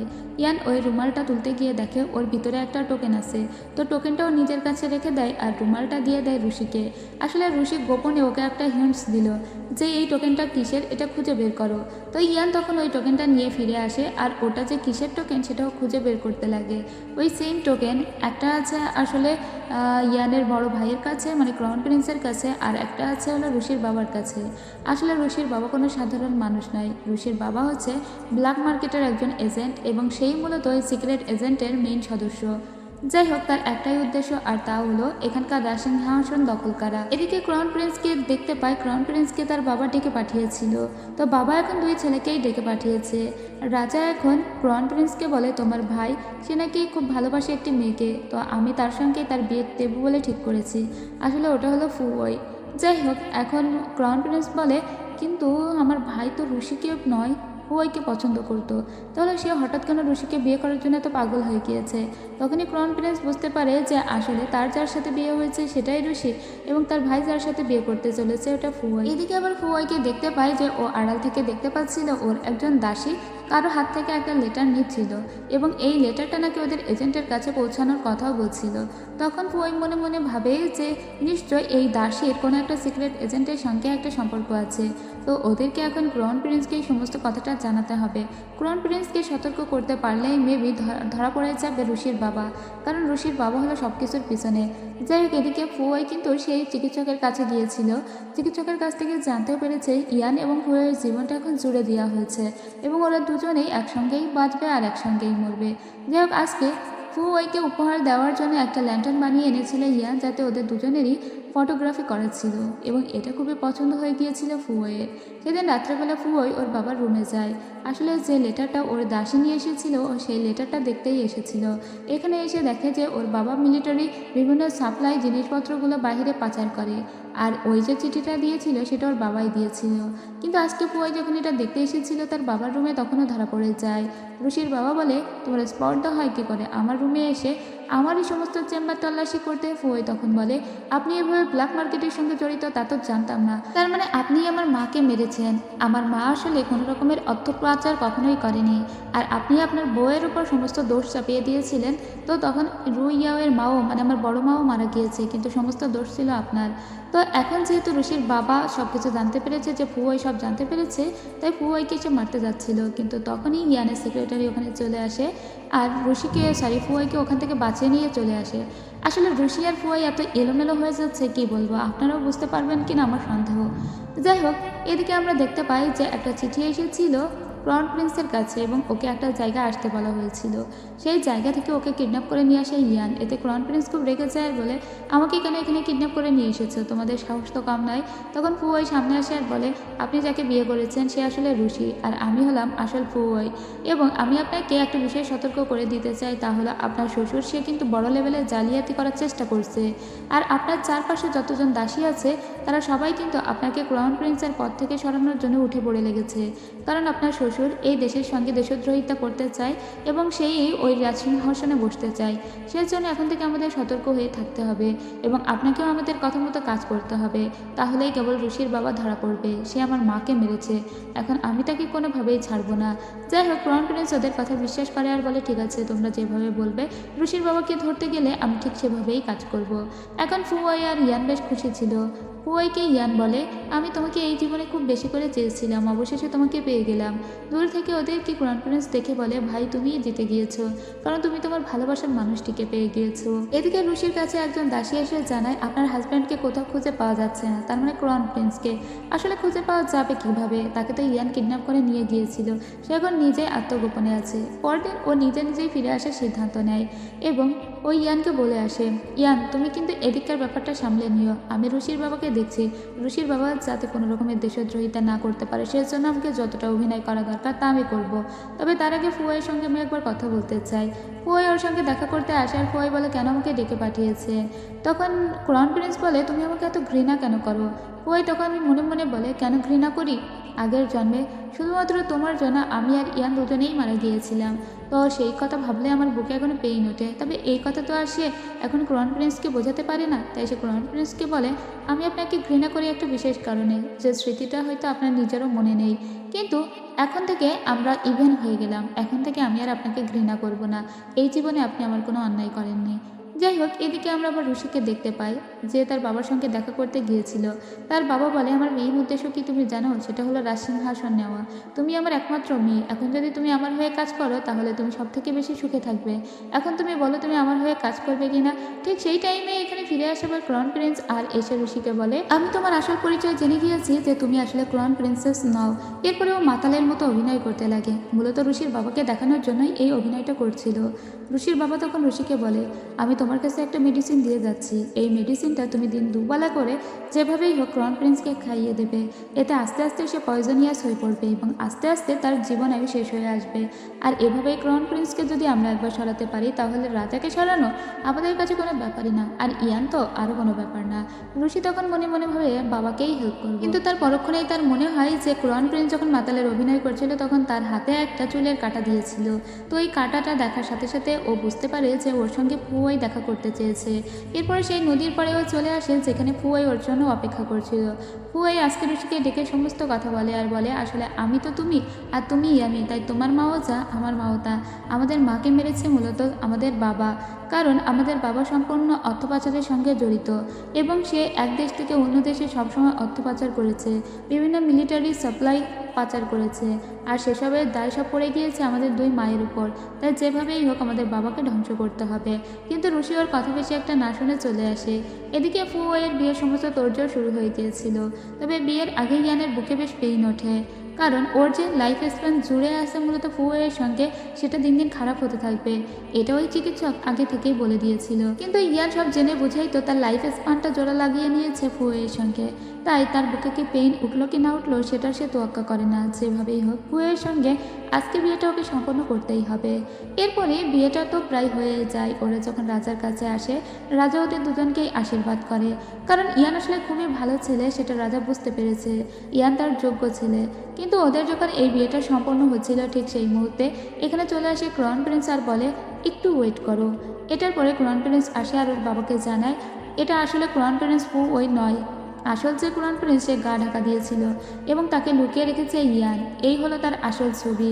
না ঋষি না ফুয়াই কোনোটাই আসল প্রিন্সেস নয়, আসল প্রিন্সেস অন্য কেউ।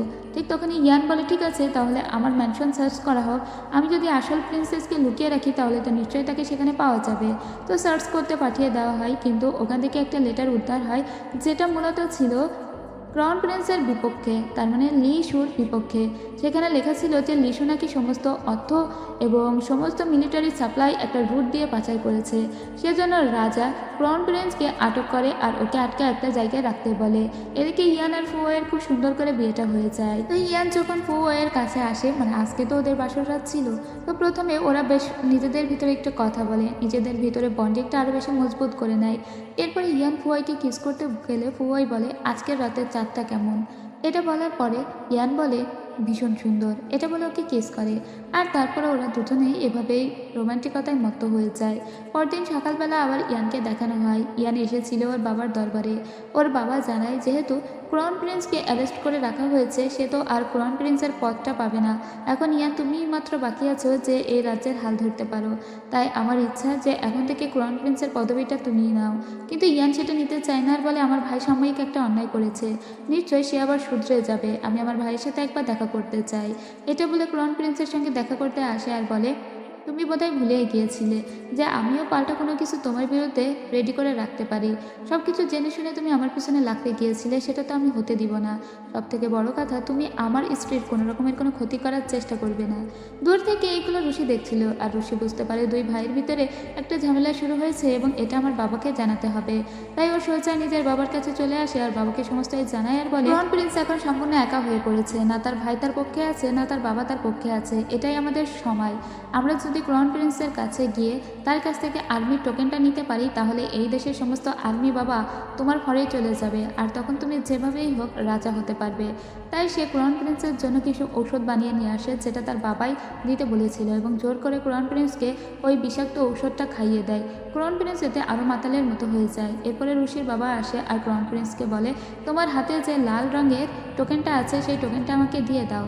সাথে সাথে ও গিয়ে সেই টোকেনটা বের করে আনে আর ওই টোকেনটা ঋষির বাবাকে দিয়ে দেয়। এই টোকেনটা ঋষির বাবার হাতে দিয়ে দেওয়া মানে মিলিটারি সমস্ত পাওয়ার ঋষির বাবা এখন পেয়ে গেল। এখন ঋষির বাবা যে কোনো মুহূর্তে এই দেশের সঙ্গে দেশদ্রোহিতা করতে পারে। এবার ঋষি বলে, বাবা আমি কিন্তু তোমার কথা মতো সমস্ত কাজ করেছি, তাই তুমি সামনে সামনে আর কি কি করবে তার সমস্তই আমাকে আগে থেকে জানিয়ে রাখবে, তাহলে ক্রাউন প্রিন্সের দিকটা আমি বেশ ভালোভাবেই সামাল দিতে পারবো। এদিকে ইয়ান আর ফুয়াই কিন্তু জানতো কি ষড়যন্ত্র চলছে, তো ওরাও সেভাবেই রেডি ছিল।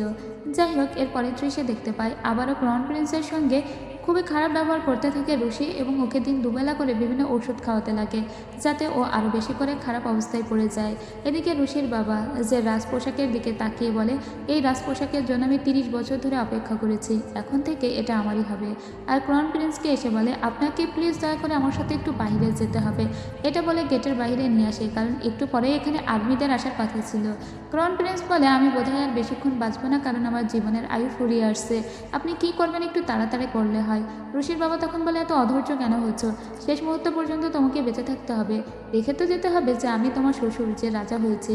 ঠিক তখনই এখানে ইয়ান চলে আসে আর পরে, তোমার সেই আশা কখনোই পূর্ণ হবে না, তুমি এই দেশের সঙ্গে দেশদ্রোহিতা করার চেষ্টা করেছো, সেই গুড়ে বালি। ঋষির বাবা ভেবেছিল এখানে সেই আর্মিরা আসবে যে আর্মিদের টোকেন ওর হাতে আছে, কারণ ও তো কমান্ড দিয়েছে আর্মিদের আসার জন্য। কিন্তু কিছুক্ষণ পরে দেখা যায় যে আর্মিরা তো এখানে আসেই না, বরং ইয়ান তার কিছু লোকজন নিয়ে এখানে এসে হাজির হয় এবং এই লোককে এখন গ্রেপ্তার করতে যাচ্ছিল। কিন্তু ঠিক সেই সময় ঋষিকে দেখতে পাই যে রু ইয়াও অর্থাৎ তার যে বড় বোন বনবাসে ছিল তাকে নিয়ে হাজির হয়েছে। আসলে ঠিক এই টাইমে ওর মায়ের বার্থডে ছিল, তাই ও ফিরে এসেছিল বাড়িতে, কিন্তু ঋষি ওকে ধরে এখানে নিয়ে এসেছে। এবার ঋষি ওর গলায় ছুরি ধরে বলে, যদি আমার বাবাকে এখান থেকে ছেড়ে দেওয়া না হয় তাহলে রু ওইকে আমি মেরে ফেলবো। আর ক্রাউন প্রিন্স যেহেতু রু ওইকে খুব ভালোবাসতো, তাই ক্রাউন প্রিন্স বলে যে ওদেরকে যেতে দেওয়া হোক। আসলে ক্রাউন প্রিন্স যে অসুস্থতার অভিনয় করেছিল সেটা কেবলই অভিনয় ছিল। এবার ঋষির বাবা বলে, তুমি না দুবেলা ওকে ওষুধ খাইয়েছিলে, তাহলে ক্রাউন প্রিন্স কীভাবে ভালো থাকতে পারলো, সে তো খালি অভিনয় করেছে। ঋষি বলে, সেটা তো আমি জানি না, আমি তো আপনি যা দিয়েছিলেন তাই করেছি। যাই হোক, এ যাত্রায় এরা সবাই রক্ষা তো পেয়ে গেল, একটা লোককে বিতাড়িত করতে পারলো, কিন্তু সামনে সামনে আরও কী হতে চলেছে তার জন্য ওদেরকে প্রস্তুত থাকতে হবে, কারণ ঋষি ওদের সঙ্গে বিট্রাই করেছে। যাই হোক, এখন ওদেরকে খুঁজে বের করতে হবে যে ঋষির বাবা কোথায় গিয়েছে এবং কোন লোকজনকে ধরে সে এই শহরে আবারও ফেরার চেষ্টা করবে সেগুলোকে রুখতে হবে। তো ঋষির বাবাকে দেখতে পাই সে তার যে সিক্রেট কিছু এজেন্ট ছিল তাদেরকে জানিয়ে দিয়েছে কীভাবে রাজাকে আক্রমণ করবে। তো সেদিন ঋষির বাবা তার কিছু সিক্রেট এজেন্টের নিয়ে সোজা রাজদরবারে চলে আসে আর রাজাকে বলে, আজকে তো আপনাকে এই সিংহাসন থেকে নামতেই হবে, গত 30 বছর ধরে আমি ওয়েট করেছি। আর তাছাড়া চারপাশে সে কিছু সৈন্য লাগিয়ে দিয়েছিল, সবাইকে অবরুদ্ধ করে ফেলেছিল। সে যে কীভাবে এখানে ঢুকলো তা আমরা একটু পরেই জানবো, কারণ এখানে রাজার চারপাশে যেসব লোকজন রাজাকে সার্ভ করতো তারা সবাই মূলত এই লোকেরই লোক ছিল, মানে ঋষির বাবার লোক ছিল। রাজা তখন বলে, তুমি ভিতরে ভিতরে এত বড় বিট্রয় করে চলেছিলে আমার সঙ্গে, সেটা আমি কোনোদিন বুঝতেই পারিনি। আমার চারপাশে যেসব লোকজন আমাকে এতদিন ধরে সার্ভ করতো তারা কেউ আসলে আমার লোক ছিল না, তারা সবাই তোমার হয়ে কাজ করেছে। এই লোকটি তখন বলে, অবশ্যই কেউ তোমার লোক ছিল না। এদিকে রাজাকে যে অবরুদ্ধ করা হয়েছে তা সবাই জানতে পেরেছিল, সেই জন্য সবাই মিলে এক জায়গায় জড়ো হয়েছে। আজকে সবার সামনে রাজা পদবিটা গ্রহণ করবে মূলত ঋষির বাবা। তো ঋষির বাবা বলে, তোমরা তো আমার আসল পরিচয় কেউই জানো না। তখন ফুয়াই বলে, অবশ্যই তোমার আসল পরিচয় আমরা জানি, তুমি হলো দাচিংয়ের ক্রাউন প্রিন্স ছিলে যাকে নির্বাসন দেওয়া হয়েছিল। তুমি এই শহরে এসে ঘাঁটি গেড়েছিলে এবং তোমাকে নির্বাসন দেওয়ার পিছনে মূলত এই শহরের একটা অবদান ছিল, আর সেজন্যই তুমি এই শহরের উপর প্রতিশোধ নেওয়ার জন্যই মূলত রাজাকে সরাতে চেয়েছো এবং এই দেশের দেশদ্রোহিতা করার চেষ্টা করেছো। ঋষির বাবা তখন বলে, তোমরা ঠিকই ধরেছ, আসলে আমি দাচিংয়ের ক্রাউন প্রিন্স ছিলাম, কিন্তু ওখান থেকে আমাকে নির্বাসন দেওয়া হয়েছিল। এরপরে দেখা যায় যে আসল যে আর্মিদের টোকেন সেটা নিয়ে নেওয়া হয়েছে এবং ঋষি সেই টোকেনটা ক্রাউন প্রিন্সের কাছ থেকে এনে তার বাবাকে দিয়েছে। সে তার বাবাকে বলে, বাবা আপনি এবার রাজা হবেন আর আমি আমার পূর্ণ সমর্থন আপনাকে দিলাম। তো তার বাবা তো খুবই খুশি হয়, কিন্তু ঋষি তার একটু পরে একটা ছুরি বের করে তার বাবার বুকে স্ট্যাব করে দেয় আর বলে, তোর কারণে আমার মা মরে গিয়েছে, আমি তোকে সাপোর্ট করব কোনো দিন না। আমি তো এতদিন শুধু তোর সাথে সাথে কাজ করেছি যাতে বুঝতে পারি কোথায় কী হচ্ছে না হচ্ছে। ও তো প্রচণ্ড রেগে গিয়েছিল এবং ওখানেই ওর বাবাকে স্ট্যাব করে দেয়। ওর বাবা বলে, আমাকে স্টপ করে কিছুই হবে না, কারণ এই পুরো শহরেই আমি এরকম এরকম বোমা সেট করে রেখেছি যে আমি যদি মরে যাই আমার সাথে সাথে এই পুরো শহরটাই মরে যাবে। কিন্তু ফুয়াই তখন বলে সেটা আর হচ্ছে না, কারণ আমি আগে থেকে জানতে পেরেছিলাম যে তুমি এই শহরে বোমা ফিট করে রেখেছো, সেজন্য প্রত্যেকটা বোমা আমি আগে থেকেই সরিয়ে নিয়েছি। তাই এখন আর তোমার পালানোর কোনো পথ নেই, এখন মৃত্যুই তোমার জন্য অপেক্ষা করছে। তো কিছুক্ষণ পরে ইয়ান ওই লোককে মেরে ফেলে।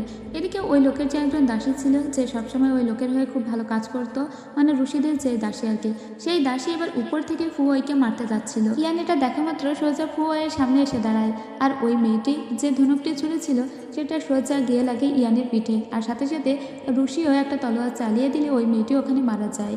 এবং ইয়ানের দিক বরাবর যে তলোয়ারটা ছোড়া হয়েছিল ওই সেই তলোয়ারটা নিজের ভিতরেও গেঁথে নেয়, ঠিক আগের জন্মের মতো যেভাবে মারা গিয়েছিল। এই জন্মেও ঠিক সেভাবেই ওদের আবার একটা নতুন পরিণতি হয়, যেটাও ছিল আগের জন্মের মতোই নিষ্ঠুর। তবে এবার সমস্ত ঘটনা মরে পড়ে গিয়েছিল ইয়ানের। ইয়ান আস্তে আস্তে তার আগের জীবনের সমস্ত স্মৃতি মনে করতে পারে, তবে মনে করতে করতে ওরা দুজনেই ওখানেই মরে যায়। তারপরে দেখি সিন কাট হয়ে যায়, এবং এই যে পুরো ড্রামাটা সেটা ছিল একটা স্ক্রিপ্ট। এখানে বসে বসে রুশি নামের একটি মেয়ে সেই স্ক্রিপ্টটা লিখছিল, এবং আমরা দেখতে পাই যে এটা একটা শুটিং স্পট। ও মূলত এখানে বসেই এই স্ক্রিপ্টের শেষটা লিখছিল। ঠিক তখন সামনে দেখতে পাই যারা শুটিং করছিল, এখানে ছিল লিশু এবং তার বড় বোন রুইয়াও। এরপরে ও সেই ল্যান্টনের দিকে এসে দাঁড়ায় যেখানে ওদের নিজেদের ছবি আঁকা ছিল। এরপরে একটি ছেলে এই পথ দিয়ে হেঁটে যাচ্ছিল, যার কাছ থেকে একটা পাউচ পড়ে যায়। এই ছেলেটি আর কেউই নয়, এই ছেলেটি মূলত ওই ড্রামার ক্যারেক্টার ইয়ান। যাই হোক, এ তো বাস্তব ওয়ার্ল্ডেও অনেক বেশি এক্সিস্ট করে। তো এদের দুজনের মুখোমুখি দেখা হয়ে যায়, আর রুশি তার দিকে তাকিয়ে হেসে বলে, আমাদের দুজনের দেখা হওয়াটা আসলে ভাগ্যেই ছিল, তাই আমাদের দেখা হয়ে গেল। ঠিক তখনই পিছন থেকে আমরা অন্য একটা মেয়েকে দেখি যে ওদের দিকে তাকিয়ে দাঁড়িয়ে থাকে, আর এটা বোধহয় ফুয়াই বা অন্য রুশি। যাই হোক, এর সাথে সাথে এই ড্রামার গল্প শেষ হয়ে যায়। ড্রামার শেষটা আমার ভীষণই হজবরলা লেগেছে, একটুও ভালো লাগেনি, কি বলবো। ড্রামা যেহেতু শুরু করলাম তাই শেষটা তো করতেই হতো, এর জন্য শেষ পর্যন্ত এক্সপ্লেন করেছি। ড্রামাতে যেহেতু ফুয়াই এবং রুশি একই দেখতে, সো একটু এলোমেলো লাগবে, এটাই স্বাভাবিক। আমি আপনাদের ঠিকমতো বোঝাতে পেরেছি কিনা আমি নিজেই জানি না, কারণ আমার নিজেরই এলোমেলো লাগছে। এবং ড্রামার স্টোরির শুরুটা বেশ ভালো ছিল, তবে ড্রামার শেষটা আমার একদমই পছন্দ হয়নি। যদি এটা স্ক্রিপ্টের অংশই হতো তাহলে ড্রামা শুরুতেও একটু দেখিয়ে দিলে পারতো। ইদানিং সব চাইনিজ ড্রামাগুলো দেখছি এই কাহিনীই করছে, ড্রামা দেখাচ্ছে আর পরে দেখা যাচ্ছে সেটা কোনো নাটকের স্ক্রিপ্ট। যাই হোক, এই ছিল এই ড্রামার গল্প। যদি কারো বুঝতে অসুবিধা থাকে কমেন্ট করবেন, আর অবশ্যই কমেন্ট করে জানাবেন যে এরপরে আপনারা কোন ড্রামার গল্প শুনতে চান। আমি চিন্তা করেছি ফেটেড হার্ট ড্রামার গল্পটা আপনাদের জন্য শোনাবো, তবে সেটা আমার পুরনো কে ড্রামা কটেজেই শোনাবো, কারণ ওইটা যেহেতু আইসিআই ড্রামা তো ওখানে একটু স্ট্রাইক আসার সম্ভাবনা আছে। ওই ড্রামাটা করা বেশ রিস্কি, তবে আমি আমার ওই চ্যানেলের চেষ্টা করব। আমি আশা করব আপনারা সবাই আমার ওই চ্যানেলের সাথেই থাকবেন। খুব দ্রুতই ওই ড্রামার কাজটিও শুরু হয়ে যাবে। তো আজ এখানেই শেষ করছি, দেখা হবে পরের কোনো গল্পে। ততক্ষণ সবাই ভালো থাকুন, সুস্থ থাকুন।